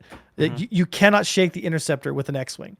Yep. But once you start bringing 2v2, 3v3, 4v4 in, now all of a sudden interesting. other X-Wings can cover each other. The X-Wing can survive for quite a while. It's got shields. So, let's say, and again, it became exponentially more difficult for the TIE Interceptor to maintain any kind of dominance once there's more X-Wings on the field, because now you have to deflect against multiple different directions, and all it takes is one quad shot and you're dead, right? Mm-hmm. So it was a very interesting dynamic. And when I went back and played PvP, like a couple of years ago, actually, it was not too long ago, I was fighting other players and I was just completely destroying them. And I couldn't believe like how easy it was from like all the years of playing Star Citizen, it just became like second nature. And then I encountered this team of X-Wing guys, and I just could not get a kill because, you know, it was just me. And so I thought to myself, like, this is kind of reminiscent of what we have in master modes to some degree, right?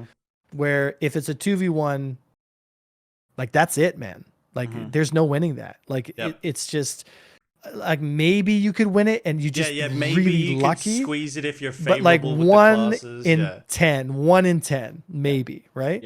You're never going to land it on capable pilots. 2 capable pilots are always going to beat, you know, 1 guy, even if he's exceptional. And yeah, you're right. It's not a good thing.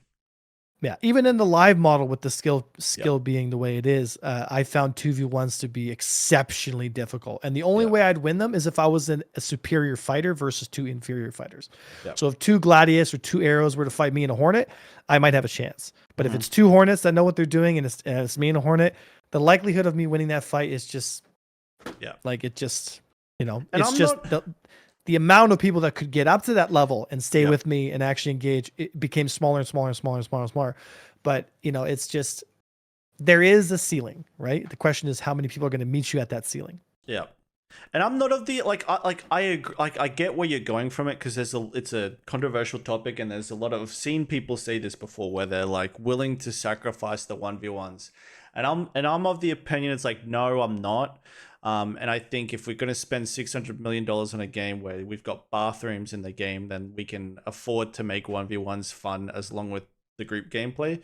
But the group gameplay does need to take priority, and it does need to be fun in its own way. And the problem is the flight that happens in a 1v1 and the flight that happens in the group, it's 2 different games, 2 different skills. You can be completely useless in a 1v1, and you can be very useful in a group fight, you know, like that. And it can go the other way. Like, I've seen some of the best players in group fights, in 1v1s be totally useless in group fights. And I won't mention it in names, although I want to, but I wouldn't mention it to you if I wasn't recording. But you know, it's some people can't do both, you know, and that's the thing. But I do want the 1v1s to exist, but I do have a problem with the group stuff. And like, here's my problem with the group stuff. Is Squadron Battle, in my opinion, better? It is when it comes to ticking the boxes. The big ships are in there duking it out with the small ships. The small ships aren't too overpowered. Everybody's not running away too much. But like, and I get it. There's circumstances that can change that. But I like that all the ship types are in the same ecosystem where they weren't before. You could never get a Connie into a fight. You could never get a... Okay, but let me ask you this question. Are they effective? Or are they just existing in a space because of people wanting to fly them? I would argue... So hear me out. Go ahead. So yes, they are an arena commander. Yes, you see Connies. And yes, now occasionally a Connie might get a sucker shot on someone because they're not paying attention. And it's like, haha, got him. And in the old model, the likelihood of that happening was basically nothing because the spaces were so dramatically different. It's just not going to happen. The incentive structure in Arena Commander does not represent what's actually going to happen in the persistent universe. So yes, you have Mark II Hornets killing stuff. But like I said, we did tests in a vacuum where we have 5v5 elimination because that's what you're going to see in the persistent universe. And the Buccaneers and Interceptors won every single time. Yeah, and I could see that. No multi-crew ships were winning. So nothing has changed. So the group fights, like literally nothing has changed. It's just now we only have to fly interceptors instead of light fighters. I don't think that, you know, A or scissors beats rock, meaning like five interceptors aren't going to smoke, say, 5 players in a Connie or a Hammerhead. Like, I'm not of that opinion. But I'm of the opinion that they can go into a fight without wasting their time and be useful. I'm not saying, like, you know, some things are going to be competitive. I think they are. Like, I would say, in my general experience, when there's a Connie pilot, for example, I won't mention any names. You'll know who I'm talking about, though. But, like, he goes in there and he's useful to a degree. Is he great? Is he, you know, would I want one of my guys to be him who just flies a Connie all the time? No. But I've seen him get points on the board. You know, and it becomes problematic because you do have to sit there and be like, hold on. Like, You are correct, right? Sure. That you are getting points on the board, but again, Mm-hmm. it's incorrect. It's incorrect data. You cannot say that the ships are becoming more viable or less viable based on a very poor version of matchmaking them. So if you put a Connie in an environment where people are largely ignoring the Constellation because it doesn't give them very much points per hour, Yep. which again would never happen to the PU, and you put them in an environment where it disincentivizes people to engage them, then yes, you are going to have situations where, shit, I got killed by the Connie, I didn't see it coming in. Yeah. Right. But what I'm saying, and what I've told Yogi in the interview I said, look, your data is trash because you're looking at ships and being like, look at the stats, look at the data. And I'm saying you need clear data. Like, you don't have clear data. That's like saying, it's like everyone flying light fighters in free flight. They're like, oh, everyone's loving the Gladius. No, they aren't. Everyone hates the Gladius, but we're all flying it because it's the only ship that you could do any sort of combat in, like without it being a snooze fest. So you're right. The data's scuffed. But I do. So if they give us, if they gave us an 8v8 or a 5v5 round-based elimination mode 3-minute rounds, like that data would speak volumes for where ships actually are. And you'll see very quickly that guys running around in Connies looking for easy kills are going to be getting way less kills and getting killed way more. People will just try to avoid them as best, and they'll never get nose on. I understand that, but I'm just of the opinion that in live, and I've done 5 years of live PvP, some of these ships you wouldn't even dare to bring to a fight, right? Like, if you're at Jumptown and someone comes in a hammerhead with 5 turrets, it's a total joke. And I'm not saying it isn't a joke still, and those guys need some love because of our complaints earlier about weapon ranges. We can open that up soon. But I think seeing the Buck even perform well is nice. Seeing the Hornets actually apply damage. Yeah, like some of these ships being able to do their roles and actually fit into the equation. I'm enjoying that aspect of it and not having just 2 or 3 types of ships and that's it, or bust. So I like that aspect of it, and I want those things to improve, like you're mentioning. But I do like what has happened to Squad Battle, where it's about where is your team positioned, where is their team positioned, who's got the snowball, who's got the momentum going, and you're trying to get in there and the time critical stuff. Squad Battle in live is just, who can farm the worst players and who's never going to die. It was just like the fights were happening across 100 kilometers comparison to everyone being on the same screen. Like, I like that part of it. But I want to give you credit too, though. Yes, it ticks the boxes where we're all fucking fighting in the same cage finally, right? Like, you're not looking at people going, oh, damn, Schwang's at 60 kilometers away, probably flying a guy. I need to go quantum jump to him.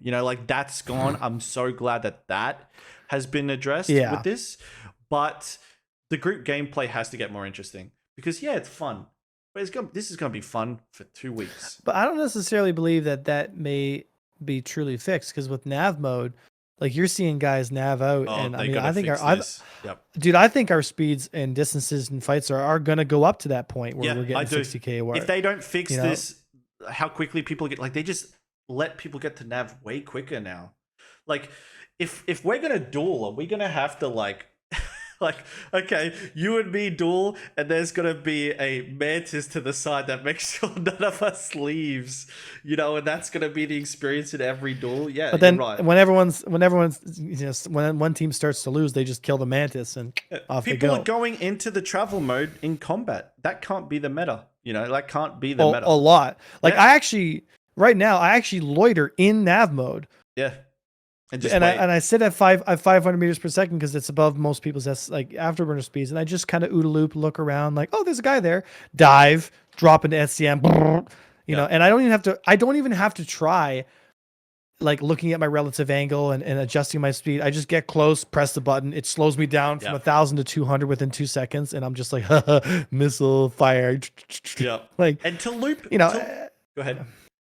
It's just it's not working is really what it comes down to. And to loop around to the 1v1 stuff, right, is I want positional combat, meaning getting angles on opponents and a wrestle feeling rather than a wiggling feeling to combat. Like I want that. And that So will that's come where with higher speeds. and I want that with, and this is where if I said this in voice chat, they'd fucking scream at me if I said this. But like I want that to be achievable. But here's the thing, live was annoying. There was some aspects that sucked about live. I completely agree. Oh yeah. But there was some parts that were great.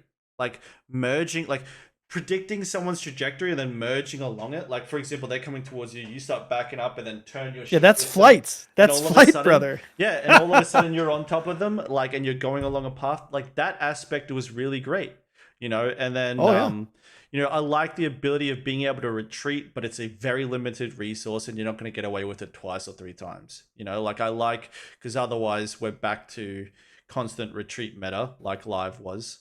And stuff like that. You don't want that. And I agree. Look, I thought the way Star Citizen played in live, in atmosphere, was the best the game's ever been. Okay. It was the highest risk reward. The speeds were perfect. Like you have a Saber, like the Admiral Esports tournaments really showcased this because you had ships that were still fast enough to like have genuine knife fights happening. But there was still enough distance and speed to create extensions, but not to completely leave the fight. I'd say that the game has been its best in those aspects, you know? And if they just took the speeds in live and brought them down to atmosphere speeds around the 500, 600 point, like I think a lot of the disengage strategy wouldn't work as well. And that would be really good, but you still have enough speeds that you've got this breadth of movement. Because again, like we were talking about, we're being so constricted. Now, there's 2 ways to get there. If we keep similar accelerations, we need higher speeds because it's a relative thing. For the speeds that we have, we need significantly lower accelerations to get the feeling of merging and having like I have to look at the angle, look at where he's going and go, where is he going to be from here and pull myself into that. That's what's called flying. Like that's flight, you know? Because what I'm trying to do is get close enough that my guns are within range, you know? And, you know, it's just like, if they slow things down even more, I mean, it's already slow enough. And now they want to slow it down even more. I don't think they've said anything about getting slower, have they? I am convinced that they're going to slow things down even more. Because that's the direction they're going. And they're going to get to the point where they're going to have the same ratio that we're talking about. Oh, here we go. But at the speeds that they want, right? And so what we're gonna have is like your max Gs on some fighters are gonna be like 9.5 Gs. Like light fighters will probably be sitting at 14 Gs, you know, which again is still quite a lot for the human body, but that's a subject for another time. But the problem is this is all relative to the weapons, right? Like that's I was just gonna bring that up. Yeah, exactly. It's not, and here's the thing, and like I was saying before we started. The limiting factor is not the speeds, accelerations, and nature of ships. It's the weapons. Yes. If you make, and this is why I said, look, you're putting in 5,000 meter per second railguns. What the fuck do you think is going to happen? Like, hello? Yeah. Like, is anybody paying attention here? Yeah. You're gonna eat 20 rail shots to the nose before you get even close to, you know, the target. You know, so yeah, that's the big thing for me too, bros. Like. Live had ridiculously high speeds, but the weapons made sense. The weaponry actually made sense. Like, the gunnery, sorry. Because you had to get within 500. That's what created a merge. Why the fuck would I merge if I've got a Barrett 50 cal that I can sniper you with? You know, like if every gun is... It would fix this as it does it for why you. am I pulling out a sword? You know, like, no way. Like, so that's the problem, right? Is like, it's right now, it's a gunnery model. And it's not a flight model, and it's because the gunnery is way too strong. So I am of the opinion that like I do want to capture merging. I do want to capture flight aspects, like coming in behind the target, flying in formations and stuff like that. I want that back, but the big one is I don't want to accommodate for bad weaponry and gunnery by just lifting up the speeds. Now, with that being said, I am not on left or right with this. I am okay with the speeds if it doesn't hurt combat geometry in 1v1s and just positional combat. I want the ultimate goal of the best competitive fighting to be like, damn, look, I've got this guy on an angle. Like, oh, I've stuck up under him. Look, he can't get out of this. Like, I've got him by the back. It's jiu-jitsu, right? Like, I love that. And I don't want to lose that. But at the same time, I think we should be aiming for something that captures the greatest things about live. Because this flight model, it has to tick all the boxes. It's got to be something we've learned from the last 10 years. And if we take away merging, and if we take away the great things that made live playable for some or most, then why the hell did we go through it? You know, why did you make us wait this long if you're going to throw all of it in the trash? So yeah. And here's the thing too. There was a glitch in engineering networking mode where the Gladius in master modes had its speed unlocked. And so you were able to fire your weapons and keep your shields up at 1200 meters per second. And we filmed these fights and we set our speeds to 500 and I filmed it and I put it in that video and I was telling people like put the SEM limited to 500 is what you're saying? Like you just like, yeah, okay. Yep. Yeah. I just locked it at 500 because it naturally sits there. You don't have to touch it. And the fights felt awesome, like awesome. And I kept saying to guys, I'm like, look, I can stay so close to my target. Like I can genuinely just stay on my target now. And again, because what they're trying to do is they're trying to create planes in space, but that's inherently impossible because we have 6 degrees of freedom, but we don't. And so, you know, because we're sliding on these weird angles, like you're never going to be able to hold that position as if you were flying typically in a dogfight. And because we, you know, unless they nerf math, but again, it's they painted themselves in a corner. They want this main centric model, and that's why they have high velocities, because the idea was you get in on someone, you start orbiting them really fast, because in order to create an angle, you just have to use your main thrust. Yep. And so you create these really like tight circles, and because you're orbiting them really fast, you need high velocity weapons to not create the deflection angle that's so steep that you're shooting into your fucking crotch. Yeah. Like you're trying to pull up on the target, but you're shooting down at your crotch because the lead angle is so wide, right? Yeah. So you need high velocity weapons to bring that angle tighter. Yep. But again, they've missed the whole point. It's not to get up on someone and start spinning around them super fast like a fucking yo-yo. Like the point is to control the fight, to get in there. And again, if we have symmetrical speed zones, but asymmetrical accelerations, then I, as the pilot, need to know I need to move to his right. I need to move to his left. Okay, I need to roll to the right and push across him here because I need to move around him here. And again, and that's amazing, because that's the beauty of a 6 degrees of freedom game. That's how you get the jiu-jitsu kind of stuff. And then when you hit the wall, so when you hit the speed wall and you want to keep going this way, the only way to get past that point is to turn your nose and go that way, right?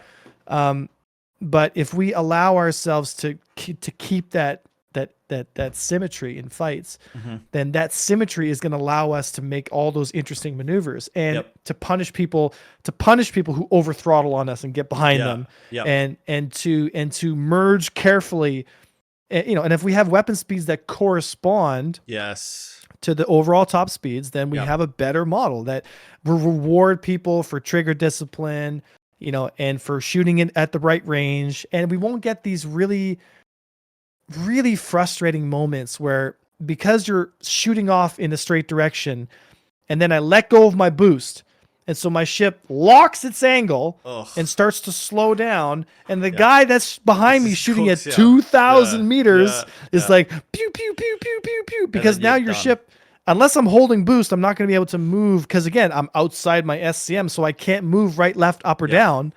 Right. And so now the guy shoots me from 2,200 meters away and is like, gotcha. And it's like, you just want to scream. Like, it's so frustrating. Right. So basically, once you're on the way out, like you're gone. It's like I think in Yogi's mind, or that team's mind, they're sitting there going, we need to make weaponry feel like it works better for the average player.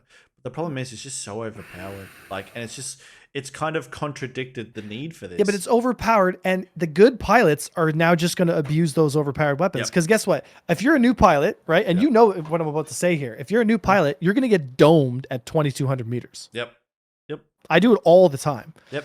And so you've made it easier for new pilots, but guess what? You've now also made it easier for great pilots to dome guys at double the range. And now we're fighting at further ranges. Yeah. Like the entire goal was Master Race to bring everyone closer, and then the weapons were designed to bring everyone further away. So it's just like, what's the angle? And I'm thinking, I try to think in my mind. I'm like, why did they do this? What it's got to be this precision mode, bro. It has to be this precision mode. That has to be the pitch that's failed. You know, which is just like, what were you doing? Look, okay, are we playing an FPS game or are we playing a flight game? I don't know what. I'm lost for words when it comes to precision mode. Like I'm I told Salty Mike, maybe there's some sort of Squadron 42 mission that this is all banking on or something, but like, what the heck? Like, why not put like precision mode strictly on like, and call it the sniper class, where it's like only ions and give it to the ion, or give it to turrets. Yeah. Just something where it's like specific to that, but I don't understand it, brother. Like the weaponry is what has me so confused about all of this. I'm just like, oh, okay, so you brought the speeds down, you've put us in classes and stuff, but what the heck are you doing with the guns? Like, why did you go the opposite direction? Like, you brought everything to come closer, and then you put the guns completely off to Narnia. So I want to show you something. Sure. Do you see what I see here? Yeah. Okay, so in Star Wars Squadrons, this, again, I'm not saying they should make Star Wars Squadrons, but I'm saying is there's a concept that this game does really well here.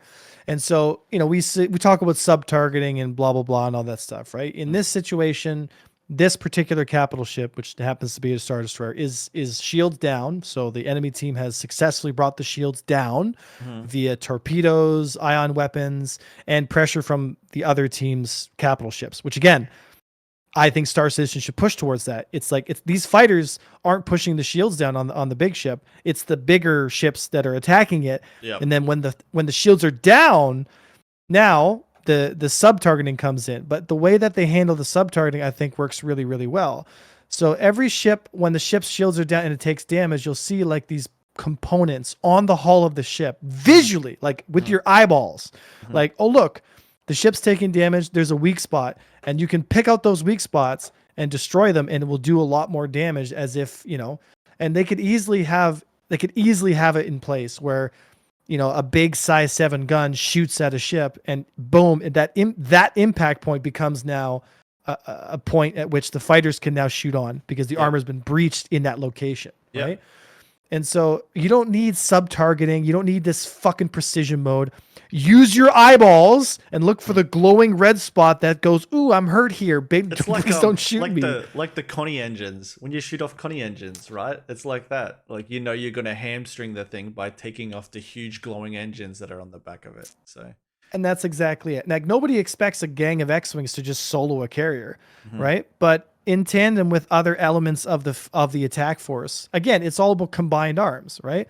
Like if I'm coming in, let's say this Star Destroyer was a Javelin, and the two ships that attacking the Javelin were Perseus, Perseus class destroyers, and they're coming in there with their big size 7 cannons, or pew pew pew pew pew shooting around, knock the shields down on the Javelin, and now you're the fighter and you're flying around the Javelin shooting out these critical points, and it's doing a lot of damage to the systems. It's breaking components. It's blowing out fuses on the decks. It's making life really miserable for those fucking people on board the ship.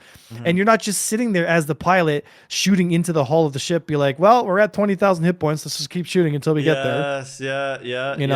Yep. That's the big one for me right there. Because it's like when people describe what a bad FPS game is. Oh, that game is just a bullet sponge game. You know, it's like, well, is space just a bullet sponge spaceship game? Like, is Star Citizen becoming a... well, that's Eve. Yeah, right? Exactly. So it's like, or do we want the game where it's like, this Idris, hey, Avenger, come help us take out this Javelin. We've stripped its engines. You know, it's still floating around. It's still putting up a fight, but it can't go anywhere. You know, we've hamstrung this thing. Like, come help us out, we'll split. If you force fighter weapons to be within 1,000 meters, then that fighter... now needs to close to within distance to get that hit, and in doing so puts himself in a position where he could be hit by a player man turret. Yes, and that's the problem, right? Is like the player man turrets are kind of just left to sync with Bro, it's precision it's mode, the right? most boring job. Like, who in their right mind would want to do that job? Yeah. It's And you're so not shit boring. talking, you're just saying that they're not looked after, right? Like that's what They're like nobody cares about them. Yeah. It's the most boring, and they like need help, rudiment. right? Yeah, Is what it's it terrible. is. Yep. Yeah, it's terrible. Like they like if I was gonna design the Hammerhead, it would be a 3-man crew: one engineer, one pilot, one tactical officer. That's it. The tactical officer would have all the turrets under his control. That's it. And then the engineer runs around the ship and tries to make sure it doesn't blow up. Right? Now, if you have multiple pilots and multiple people on board, yeah, sure, you could probably split the demand. So you could have 2 or 3 people on tactical, you know, and you could have people split on different turrets so that you could have, you know, different focusing, overlapping firing fields. But, you know, in today's modern 2945, like there's no reason those turrets need to be manned with a person. Like why they're manned with people doesn't make any sense to me. A Hammerhead is not a 7-person ship because no manned ship of 7 people is going to be able to survive against 7 F8 Lightnings or 7 Hornets or 7 Arrows or 3 Hornets and 2 bombers. Like those 7 people are going to be so much more like importance than just shoving them on a ship and relegating them to the meaningless job of shooting a turret that's never in range. Which is a good argument for why the hell do the fighters have precision mode instead of the turrets? You know, like give it to the turrets. You know, like isn't it? Though? Yeah, like,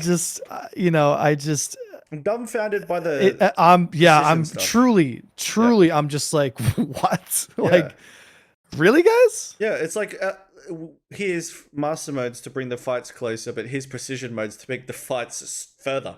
So. There you go. Oh, and by the way, we're going to give you 4,000 meter per second guns. Ugh. And like at 2,500 meter ranges. I don't mind high speeds, like, but it's the ranges is what's so crazy. It's the speed plus. It's range. Obnoxious, dude. Ugh. It's obnoxiously large. Yeah. Again, I'm getting hit from double the distance I was getting hit from in live. Yeah. Yep. At a third or 1/10 of the speeds I was able to be at. So my disengageability is significantly lower. Yep. And again, what we talked about this before about gunnery being completely oppressive, like it just suffocates any kind of meaningful movement. Yep. You know, and because they've locked us into this very linear, like asymmetrical, like I'm okay with the asymmetrical zone, but not at the level of constriction that they've given us. It's insanely constrictive. Yep. Like the asymmetrical especially zone, when you're like transitioning in and out of boost, like when you are buddy, it's so bad. That's a good mechanic, and we'll try to wrap it up soonish. But that's a good mechanic to talk about. How are you feeling about the 2-speed, the restricted bubble unboosted, and then the mechanic of boosting, extending that bubble, extending your reach, but then you let go of that boost, and immediately your ship's starting to decelerate and couple to compensate. Like it is so immersive breaking. I know you're gonna get gross. upset with me here, but I need to show you. Hey, give me 1 sec. Let me pause real quick. I just need to go bathroom real quick, okay? One sec. Yeah. Pull up the video. All right, let's see here. Go ahead. Okay, so do you see this little illustration? Yeah. Okay, so this is my problem with the SCM zones. So so this little blue ball resembles, like, can you see that little blue ball? Yep. It resembles like this SCM zone. So this is your SCM 220 or whatever. And your yellow is kind of like where you'd be sitting if you were full boosting top speed, right? And the problem I have is, okay, let's say I get somebody behind me and they're tailing me, right? And I'm like, okay, well, I can't fight them in SCM because I can't make any meaningful deflections. So I'm going to get real fast, you know, and once I get to my top speed, I'm going to turn my nose 90 degrees from my angle, and I'm going to start pushing this way. What ends up happening is I basically hit the edge of the wall here super quickly, and so I can only make a small little angle. And until I basically decelerate back down to these speeds, am I going to be able to start pushing my direction this way? You know, and so what ends up happening is you end up getting this like accordion effect, which feels terrible because you're going against this like unintuitive, difficult to extrapolate resistance in space that makes absolutely no sense to the human mind. Because on one, like if my speed is a certain speed, my main thruster is super powerful, But then when I'm really fast, my main thruster basically becomes useless no matter where I point my nose, you know, unless I point my nose and I only stay within, like, let's say these degrees like this. So if I point my nose only, you know, a couple degrees off, then I'm going to keep all my acceleration and I'm just going to be basically moving in these big concentric circles. Right. But if we have, with our SCMs higher, what ends up happening is I can make my move here and then I can change and keep my acceleration through that turn.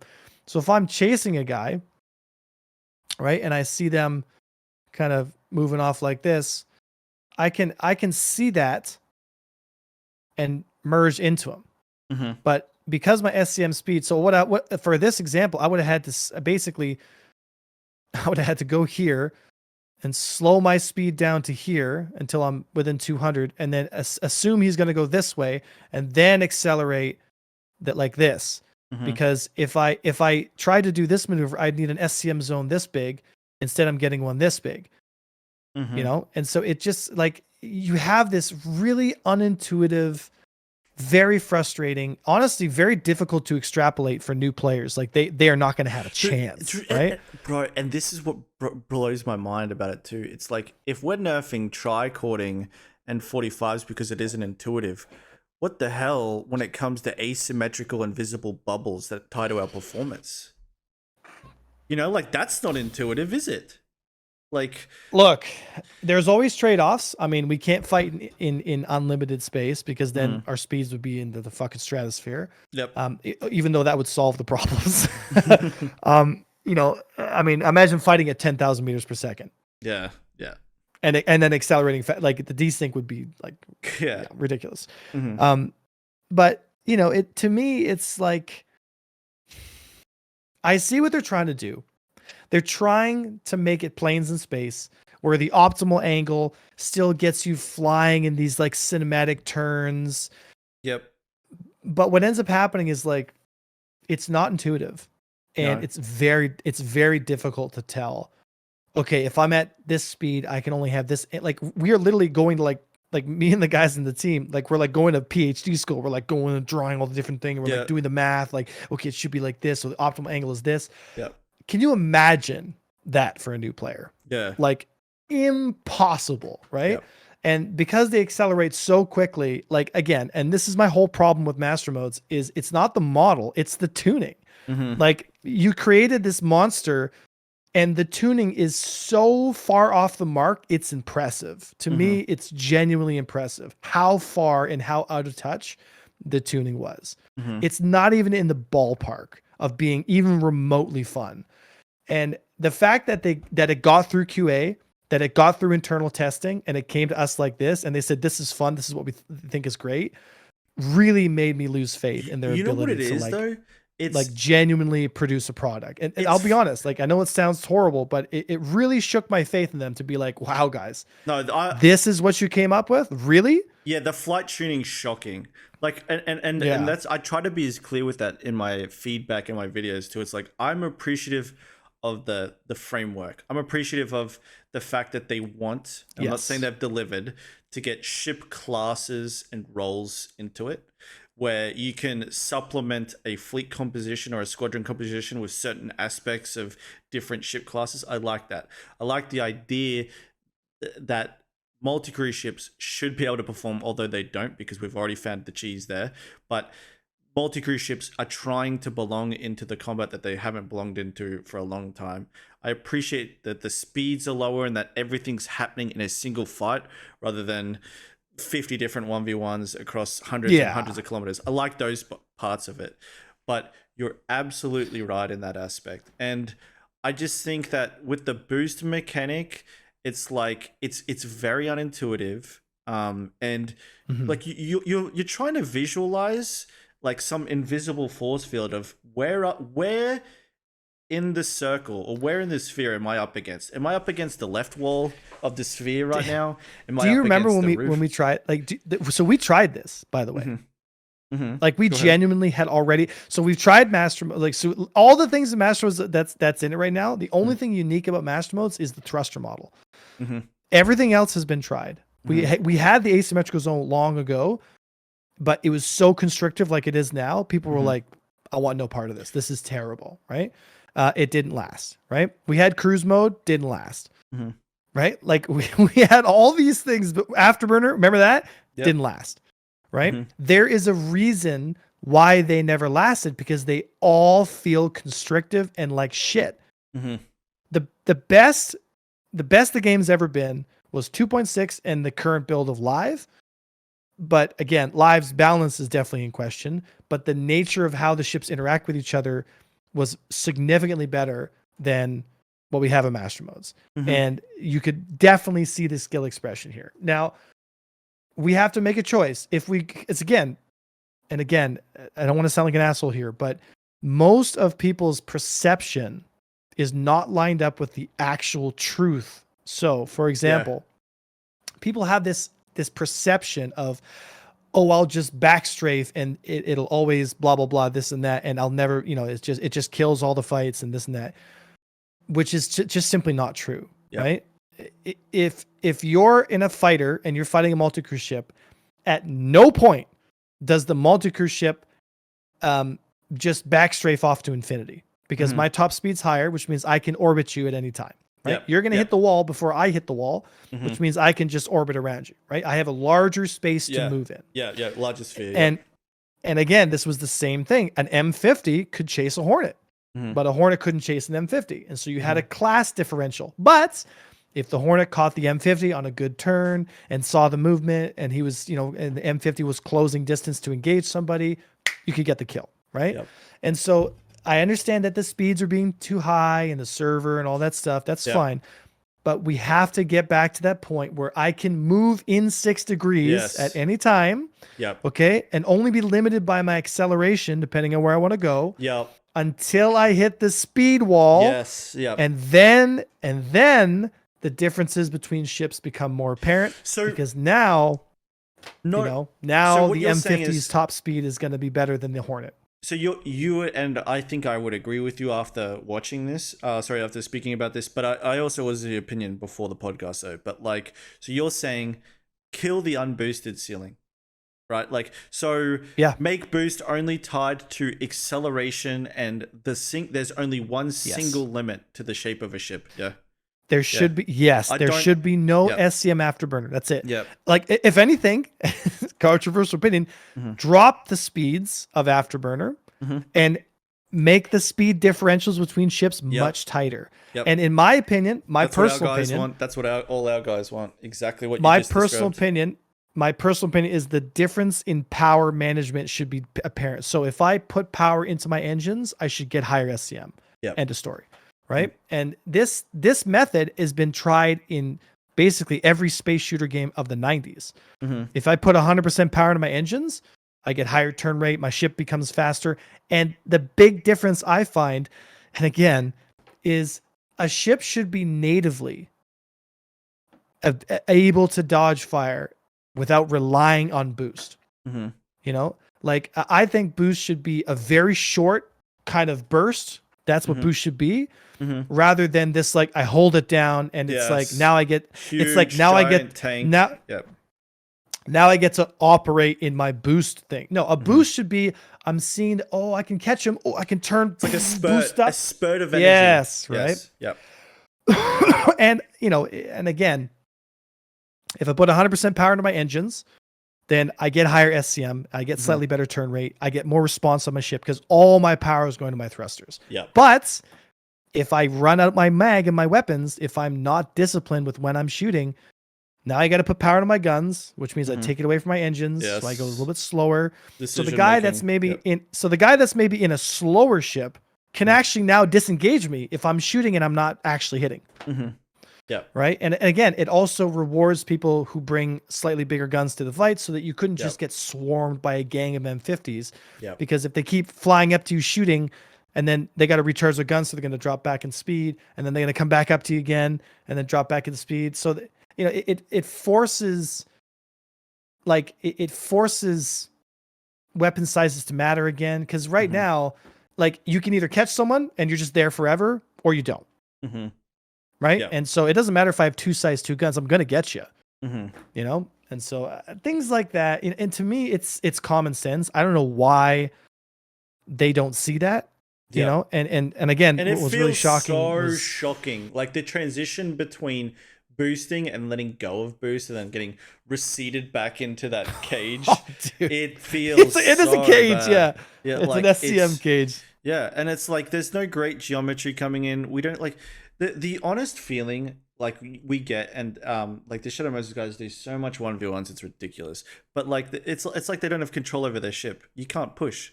It's like if you want to cut an angle, it's like you can't do it anymore. And that's why I'm kind of on the bandwagon of, well, Trichording at least fix this, because it's like at least with Trichording, because you can move in two to 3 dimensions and maintain your speed acceleration. Yeah, and you could cut it. Yeah. It's like, oh, we're drifting this way. All right, well, I'm going to go the hard opposite. I'm going to angle it that way so that I'm going to arrest both of our momentum. And I'm going to force you to stop going down this river that we're drifting in, because if you keep going down it, you've given me an angle. You know, like, and that's what I liked about it. And it's like, they said that, like, Trichording's intuitive. Now, I want you to visualize this for me, and we'll wrap this up after we'll finish up Masterminds. We'll talk about a couple more things and we'll wrap it up. But I want you to visualize this. You and me are face to face in Gladiuses. Like, we can almost see each other's faces in Gladiuses. We are parallel with each other. We're facing the same way. If you want to get a position on me, it's not to go straight to me. It's not to fly towards my nose. You want to get an angle on me. Right? Like you want to get above for a pancake, to the side, or an angle. You know, the best angle you could get to is you want to go above me. You probably want to go to the right of me or below me, for example, and to the right, because that's an angle. You're forcing me to have to go to the left to catch you, you know, or to the right to catch you. And you're having to make me defend myself, and I've got to get nose on you. So you're trying to get an angle. What better way to get an angle than to trichord onto someone? You know, like, because it's like, if I'm looking at your ship, if we're face to face on a Gladius, I want to hit one of your corners. I want to get above you and look down on you, you know? And how do I look down on you if I'm above you, Avenger? It's not by pitching down, it's by strafing to the right so that I have a view of your ship, and then I just roll a little bit to the left, right? Like, so it's like, if we want to get angles are corners of what we're seeing on our screen. Because every fight you and me are ever going to have, the goal is both of you and me are going to want to be face to face. Every 1v1 you guys ever take, they will defend themselves. They will try to keep their nose on you. You will try to keep their nose on them. You have to get an angle on them for positional combat to be achieved. What better way to get an angle than to buff the strength of hitting a corner? To buff the ability to get an angle. You know, it's like that's what it is for me. It's like, I need an angle for positional combat. Buff giving me an angle. Go ahead. So yes, you are correct. Mm-hmm. The real question is, it doesn't look cinematic. Yep. No, I'm serious, right? Like, if we're talking truth here, it doesn't look cinematic. And also, this will also lead back to the problem we had before, where ships will jet off like helicopters because that's the highest acceleration. Yeah. And I think there's ways to limit that, right? Like, you could make it so that W, meaning pushing forward, does have a higher ceiling than trichording, but not higher acceleration. Right, like it starts to make sense and looks cinematic, and it's like an X-wing and a TIE fighter if you're holding W for long enough. But that quick burst of energy, that you know, boost. Maybe if you could only get that trichord angle with boost, you know, and it was a limited resource. A spurt of energy is the only way you could use trichord, for example. That could work. Boost would unlock the. But it's not a travel thing, right? Like, I get what you're saying. We don't want people to be unintuitively flying everywhere using trichording. No, that could work. Boost could be the answer. Yeah. If it's short, but boost would unlock the IFCS to basically multi-vector. For the 2 seconds that you're pulling it down. Yep. You could multi-vector push across. That's the only time you can bind thrusts. Yep. And and because that's the problem. Like, people weaponize trichording to get from A to B. We don't want you to use trichording to get from A to B. We only want you to use it to achieve up close positional combat at that split moment. Outside of that don't give it to him. Only give it to him so that you can get an angle. You're versing a Hornet backstrafing. Well, you've got trichord boost. Bang! You spurt it up 1-2 seconds. Boom! Now you've got an angle on him, but you're on cooldown for your boost. You know, and it's just that. You know, like, but it's very important to know that every position you and me or anyone is in a fight, they're constantly going to try and keep you in front of them. So the only way to buff, the only way to buff being able to beat that, which is human versus human gameplay, is to buff the ability to get an angle. And what better way than to buff literally the strafes you would need to combine to get that angle? Because if you fly forward, if you like, it ain't all just about pressing W, guys. If you press W, you fly straight forward. It's often handing your own ass on a silver platter. You're going to eat so much damage to the face, it's ridiculous. You have to combine going forward with some sort of angle. You know, like if Avenger's trying to push on me and I'm backstrafing, for example, he ain't going to fly straight to me. He's going to try and fly to the left of me, forward and to the right of me, forward and above me. Yeah. So you need to start combining those strafes. And if the act of doing that nerfs it, which is what happens right now, if you start going left, right, up, down, as well as forward, it starts to slow down your momentum going forward. Yeah, I know. And then that hurts the positional combat. So that's what it is for me. Yeah. So, and that's the reality of a 6 degrees of freedom game. Yep. Right. And like CIG, I don't think they understood that that's the case. Yep. And again, if they give us asymmetrical speed zones, then it's going to force us to go nose forward anyway, because in order for us to maintain, you know, that kind of, it's just, I don't know, man. There's a lot of questions. It's so hard. But the reality is, like, you got to make a choice. And the thing is, like, you know, it's like, unless they go planes in space and they just do they just take away the strafes and say we're making a plane game, fine, whatever. I almost at this point I'd be like, just do that, guys. Like, Jesus Christ, you know, because like all the weird shit you guys are doing, like, don't do that. Just take the strafes away, make it a plane game. And do variations of turn rates and all that cool stuff. And you could have an amazing game. You could have a DCS in space kind of game, right? And people would definitely feel like it's a World War II game in space, because it's literally World War II planes in space. But they've made a 6 degrees of freedom game. And which is also really fucking cool because it's in space and it's a different skill set, because when you go into atmosphere, guess what? Now you got to fly like a plane. Yep. So you can't trichord. You got to like fly in the envelope and keep your momentum, and they can have altitudes, and you know, it's just, I'm just so surprised with just how tone deaf and off target they were with the current master modes. And it's not the model, it's the tuning, right? Because again, when the SCMs were set to 1200 and 500, the game felt awesome. I could still push angles on people even without the tricording. You know, you just had to get close, and you had to pick your time at which you want to shoot across, you know, and you had to like, it was binary. So I had to like push forward, then move to the right, or like push somewhere, then move to the left. Rather than it being a little more free flow and smooth with live. The thing about live is it was very smooth and methodical. And if they just would have added the thruster ramping in, so you couldn't just fucking wiggle around, like the game would have been significantly better. But again, that's a tuning thing. So whatever they do, I want this out the door as soon as possible, so that everyone can, because the thing is, there's a bunch of people making Master Modes comments, and I guarantee they've never played. Because what they're saying is so is so tone deaf. I'm just like, you know, it's very idealistic, like, well, it fixes this issue, and it's like, and like they say, so confident, like, again, ignorance of such confidence, it's unbelievable. They go like, it's fixed the backstrafing issue. No, it definitely has. And not, I'm like, boys. and I'm like, in theory, it has. But in paper, reality, it has not. And idea anybody who played would know that. No, backstrafing's worse than ever. And if anything, they've pigeonholed some of the roles into only being able to do that. If you're in a medium fighter and you're fighting anything else with speed, not only have they not fixed the backstrafing issue, you have no other card to play. That's it. You better you better fucking Yeah. you better start hauling ass backwards as quick as you can, and hopefully you'll shoot them before they get around you, because that's the only thing you've got to do. So I guess this is where we could talk about it. So in summary for master modes, because I just wanted to talk about AVS afterwards, and we'll wrap it up with that. We'd like to see the weapons brought into balance. We'd like to see precision mode. I'm looking at the water right now. Thrown into the water, okay? Like precision mode, ugh. But we'd like to see Put the it weapons, on turrets, man. Get it off fighters. weapons brought into control.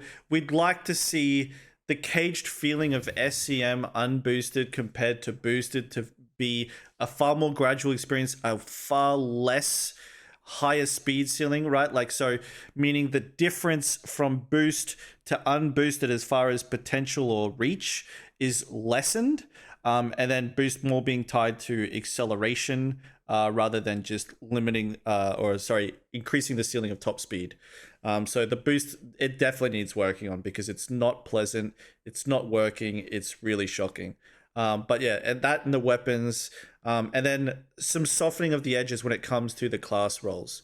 Just giving a little bit more potential on all the classes to be able to play the wider game, rather than being too pigeonholed into what that ship brings to the table. For example, right?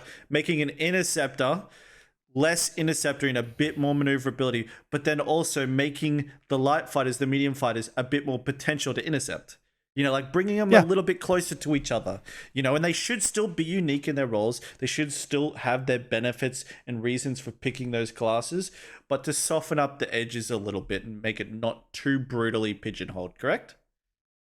I 100% agree. There we go. And then I think they should seriously consider like they need to make a choice, because weapon velocity has the largest impact on whether or not weapon is meta or not. Yes. Right. I clearly show in my videos, again, if they had an elimination style mode, they would notice that gangs of Buccaneers and M50s with singes are like killing everything. And so they're like, I wonder what that is. Right. Yeah. Well, you know, it's just, there's a reason. Or FL11s, because they're super fast too. They should consider monotoning all the weapons to all the same velocity, like all guns 1400. That's it, all guns 1400, and then get a personality for every type of weapon system and leave the velocity very tight. Okay, because that dramatically impacts, like, you want to tune weapons based on their heat, based on their penetration, based on their caliber of weapon system, based on their rate of fire, like armor penetration and stuff like that too, right? Right. But guns are guns, so you get within weapons range, like, you know, like adjust the fixed assist for certain guns, and like cannons should have no fixed assist, in my opinion. Cannons should be a true shot. Okay. Right. Because to me, they're an accuracy based weapon. So it would also, you know, and don't make them do more DPS than repeaters up close. Like, I don't know what you're doing, right? Like, if you're going to use a cannon, it's because you can apply damage accurately, right? And you've got the penetration to break stuff. But if you're just shooting for days with cannons, I mean, why would I use repeaters if I can use a weapon that does more DPS more accurately and shoots for a higher burst? Like, again, right? You know, because if you monotone the speeds, you get the hit ratios equalized, and then you can make the personalities very unique. I mean, again, and I mean, Star Wars Squadrons has 5 different types of archetypes. You have standard lasers, which have the highest fixed assist, but they're single fire, bang, bang, bang, bang, bang, bang, bang, bang, with a decent recharge. And again, recharge is a component of it. Then you have burst cannons, which have no fixed assist, and they're high, like they're high damage, high burst, with really high recharge, but low capacity. So it's like bang, bang, bang, bang, bang, bang. If you hit everything, you get the kill. If not, you got to recharge. So now you got to switch power around, so it takes more management. Again, it's the battle rifle of the game, you know. And then you had the Plas Burst, which is basically a charge shot, like a shotgun. And then rapid guns, which were basically repeaters. You know, they were closer range, so that they'd have a damage fall off and blah blah blah, and they'd have high recharge but high fire rate. So they do the same damage that standards would they do double the damage of standards, but at half the distance, right? So you'd have to close to within, you know, 200 to get the maximum, you know, point blank range. But again, all the same velocity, and every gun in the game was identical velocity. Yeah, and a lot of our guys kind of complain too that it's like a cannon doesn't feel like a cannon, it just feels like a slower repeater. But it like and that the weapons feel too close to each other. So fair enough. All right, now let's wrap this up. Now I wanted to pivot this. Here's the thing, okay, and we'll wrap it up with this. The reason I invited you, and the reason I always invite people to these podcasts, and I've done 3 of them so far, this is the 4th, is because I very much like bringing people on that are also a character. Meaning, like, I don't like to bring content creators, or I wouldn't want to bring content creators that just cover the news, for example, right? Like, I want to bring people on here that have a character or a role to play in the overall story of the game. For example, you know, like Mike with his gun running business, and he plans to build a logistics empire. You have AVS, and that's what I appreciate about you too, is like, not only are you invested in Star Citizen for being a content creator and a pilot, you know, and you want to stream and make content about it, but you're also an org leader, which means you're going to be one of the great houses that is the Game of Thrones in Star Citizen, right? And with Avenger Squadron. So my question to you is, and I've got a couple questions on this, what would you describe Avenger Squadron as being? Because you guys people might not know this as viewers, right? Like, you might not be as familiar with Avenger, but he leads a group of, I think it's, I wouldn't know. I'd have to talk to my intel guys. I'm joking. But how many members you have, but you're responsible for a huge portion of the PvP community because you have one of the big orgs. So tell me, what is AVS? I'm trying to think of a good analogy here. If I was gonna, like, good guy, bad guy, mercenaries. So like, yeah, so if you were to conceptualize the group, it would be very much something like the Mandalorian, right? Yep. Okay. We're not really for or against. I'm interested personally, and along with the rest of my team, we're interested in. Actually, I have a better example, and I use this all the time. I don't know why I didn't think of this. It's a jiu-jitsu gym. Okay. So we function like a jiu-jitsu gym. So people come in, they roll, they get better. They they have belts to determine what their skill status is at. You know, guys lift each other up. We test each other. We promote the best for each other. I'm not for or against any particular way of playing Star Citizen. I don't particularly care who decides that we're good or bad. We're gonna play all aspects of the game on both sides. Yep. And if we have to have alt accounts to access that gameplay, then we'll have alt accounts. So I don't see AVS as particularly pirate or anti-pirate. Yep. I see AVS as a group of players that train every day together because we have a very strong ethos within our culture of, you know, 1% every day. It's like, just get better at whatever you do by a little bit. Just make sure you keep doing it every day. And I like to use the quote, we are students of war, that we are students of combat. We are students of, like, how does it work? How does it function? Where am I going wrong? How do I get better? And continuously working on that kind of process, right? And it's just an accumulation of a lot of personalities that all feel that kind of way. And so whatever the game turns into, you know, what if the game even has, like what you're saying, I could see, obviously you're very excited of the idea because it's not implemented yet, but the idea of large group gameplay and having organizations be able to influence that, like how EVE Online has it. I'm very much excited for that too. But the reality is, it depends on how Star Citizen executes on that dream, right? You know, as long as AVS keeps the soul, the heart of what we originally set out to do, is I don't particularly care how good you are. We don't select people based on their skill set because that's something that we can train. It's the kind of person we're looking for. Are they good with people? Are they conflict resolvent? You know, are they stable in their life? Are they mature? You know, can they hold a conversation? These things matter to me and to the rest of the people in the team. These things are what we're looking for. And even though there's a lot of talk about our team, and the reality is, you know, when you actually enter the Discord and interact with the guys, the experience that some people claim is just simply not true, right? But I have noticed that as a PvPer, and I've seen this with you too, is we get demonized and put into a box. Yeah. And, you know, a lot of the Star Citizen community, I think over time is going to start realizing like, wow, these guys are actually a really valuable member of the community. And it'll come, like truth always comes out, man. Like time is the greatest companion you can have. Because if you don't know who someone is, just wait. Time will tell you. I think we need like results, like when the game allows you to achieve things and you're gonna know what the result is. Like for example, does Avenger Squadron have 5 of the biggest bases on Microtech?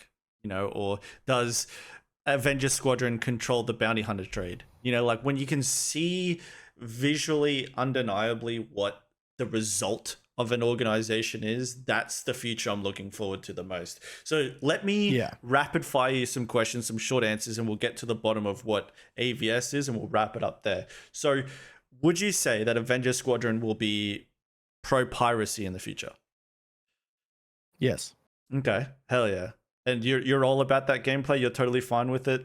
No, I do it all the time. Moral? Yeah. Good. And I'm fine with it too. Like, yeah, like it's not, I never cared about it.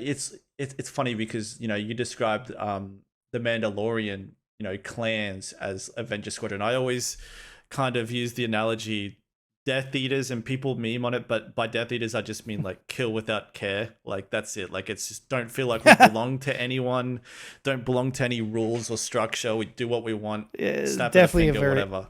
Anarchical view of it, but I guess the reason I use Mandalorian is because we have a very established culture. Yeah, understandable. We have a very regimented like honor way is a of... focus would be one, right? Like would you say honor is yeah a part we of have but we honor each other. And the thing is, like, you know, like any tribe of humans across all history, you know, we conduct ourselves the way we feel we want to conduct them, and we don't go outside the rules. And if people have problems with it, then we fight them. It's just that simple. Yep.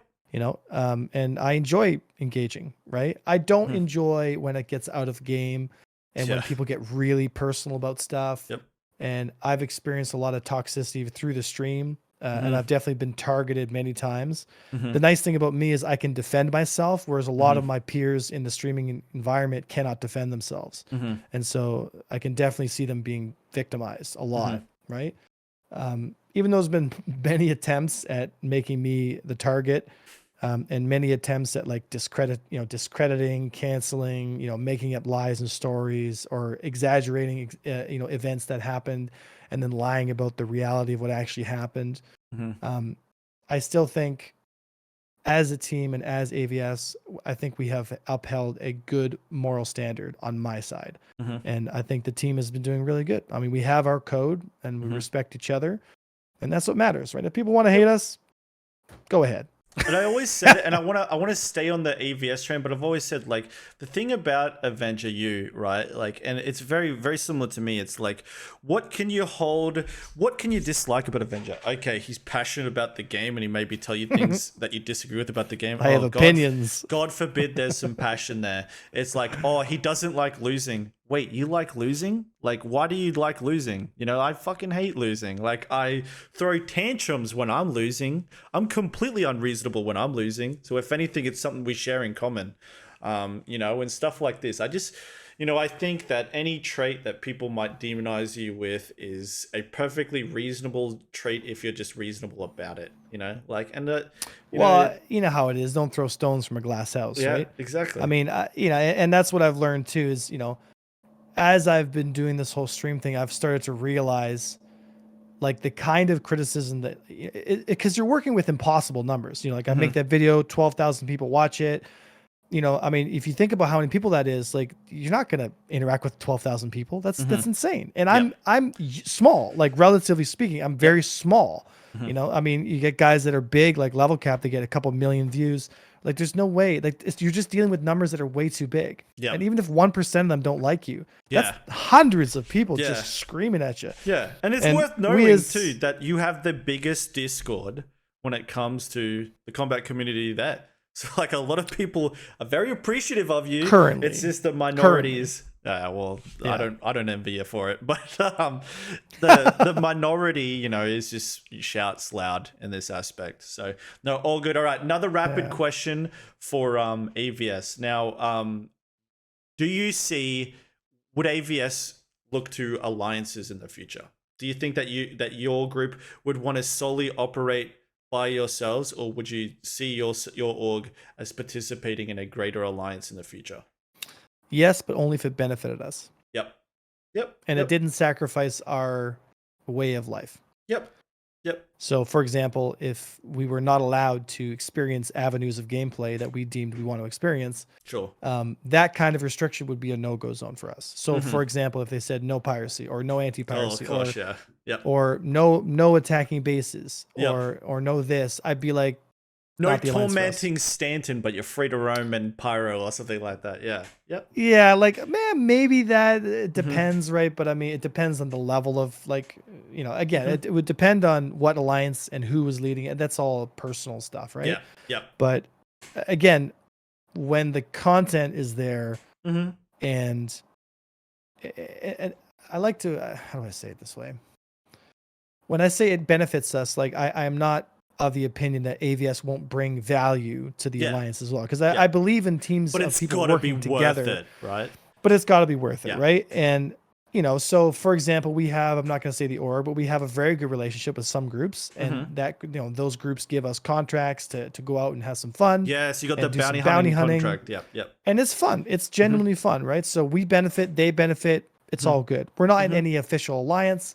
But as life moves on and the game gets bigger, and bigger alliances will actually have a benefit. Yeah. So if there's a station that can be owned, if there's resources that can be acquired that are only acquired through large group gameplay, well, that's a different story, right? If there's a logistical loading of the team that can be reduced by the team of alliance who are working together, now that's a different story. Now that's something, and I am not opposed to that at all, right? But again, it comes down to, are they going to restrict what we can do? I don't like putting having people put rules on us. But even so, like, an alliance can also just be like, you know, mutual, you know, like trade agreements and stuff, right? Like that, right? So you're definitely open to working with other organizations that can provide value that maybe AVS can't. For example, logistics, you know, stuff like that. Yeah, I've always said this to my team. It's like, you know, a rising tide lifts all boats. You know, I think that if any team is going to stand the test of time, if any team is going to be great, it's how that team interacts with the global community. You know, and I know, like, you know, people want to lambast AVS because we're PvPers and stuff, but I'd say that we produce a lot of content that's really helpful to a lot of people. We're always nice and engaging, and when people come to our Discord, we're always willing to help them. So I think there's a lot of folks out there that are looking for assistance and do get it. The people that are hating on us don't come to our Discord, don't watch our YouTube videos, don't engage with me, and they either have seen something or had a personal experience with me for some reason. Maybe I shot them down, and now forever they're like, "This guy's the worst thing ever." I mean, I've been told to kill myself like basically every day for the last couple of years. I mean, it's just, you know, there's people out there that they just, you know, they get stuck in their little mindset. But I'm happy in the sense that, you know, you can hate me all you want, but what's going to make the difference is when it really matters. Did you train or did you not train? Yeah. And a lot of these guys, they don't train. It will become more of a walk the walk game instead of talking the talk, won't it? Like soon, that's it. Soon there'll be a scoreboard. Yeah, like that's the reality of it. Yeah. And like we've spoken in the past, you know, it's like, just wait till the bases get dropped. Yeah, just wait till some territory has got some flags in it, and then see what happens with the shape of all this. I always told our guys, kind of as a morale check, it's like, you know, just steer the course. Don't worry, because soon, there's gonna be a game, and then they're gonna have to prove themselves instead of just talking about it. Like, so, I can completely relate to that. But so anyone listening, you operate an organization interested in bounty hunting, you know, or logistics and stuff, reach out to AVS. They're definitely willing to play along in the greater aspect of it, because that's really what it is, right? Some organizations want to keep it completely in-house. Some organizations are more open to cooperation between other organizations, and that's what I love, man. That's what I want out of Star Citizen, is an ecosystem, right, where PvP is dependent on logistics, where we're dependent on, maybe food supplies, stuff like this, where we have symbiotic relationships and tensions with different aspects of the community, right? And we all have our place, and we find our corner to play in and share the sandbox, and that's where the story shifts and changes.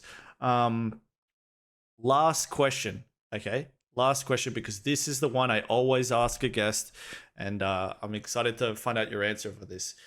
If you worked at CIG, okay, and you were given the role of being an economy team, on the economy team, you were the lead designer of the economy team, because me, I think the biggest effort we need, the most thing lacking in Star Citizen is the economy. There's nothing binding, no relationships, no tensions, no territory, no control, no rarity, nothing. So I always point my guests at this. If you're on the economy team and you had lead of it today, and you had to point them in a direction to what they should work on immediately, where would it be? I'll give you an example.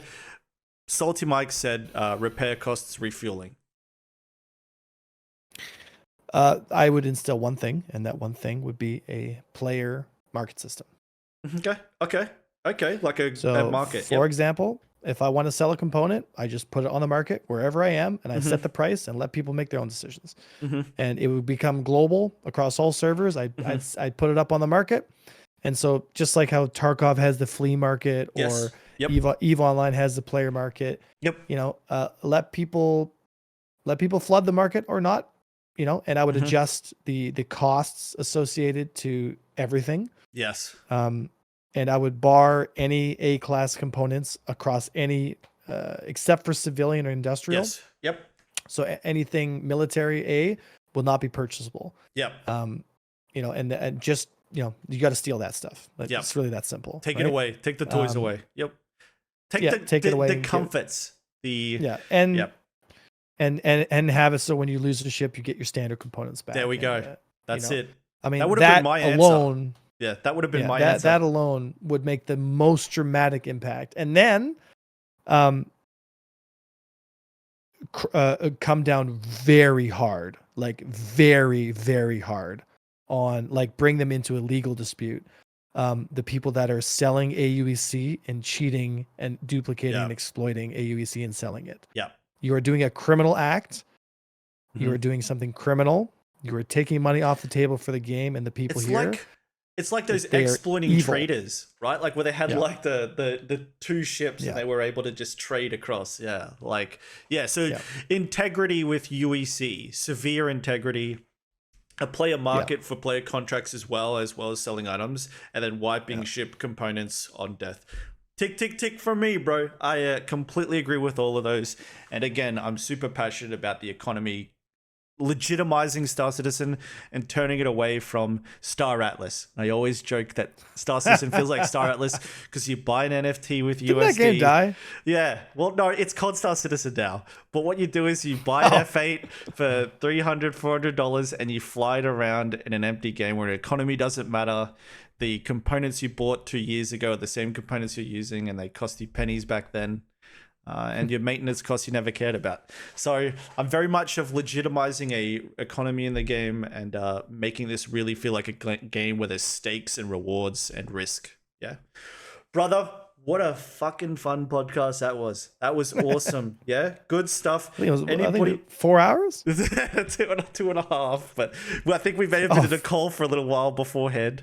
Yeah. But regardless, so much fun. I had a lot of fun on this one, brother. Thank you. Everyone that's watching, you guys know I'll put his channel in the description. You can check him out on Twitch. A prominent PvPer and a big voice in the community. Brother, thank you for coming. I appreciate you. Yeah. And appreciate it. It'll be the last time we do it. I enjoyed it. We'll definitely do more. Alrighty, brother. Yeah. GG's. Thank you. See you guys. All right. We'll catch you guys next time. Have a good one, guys.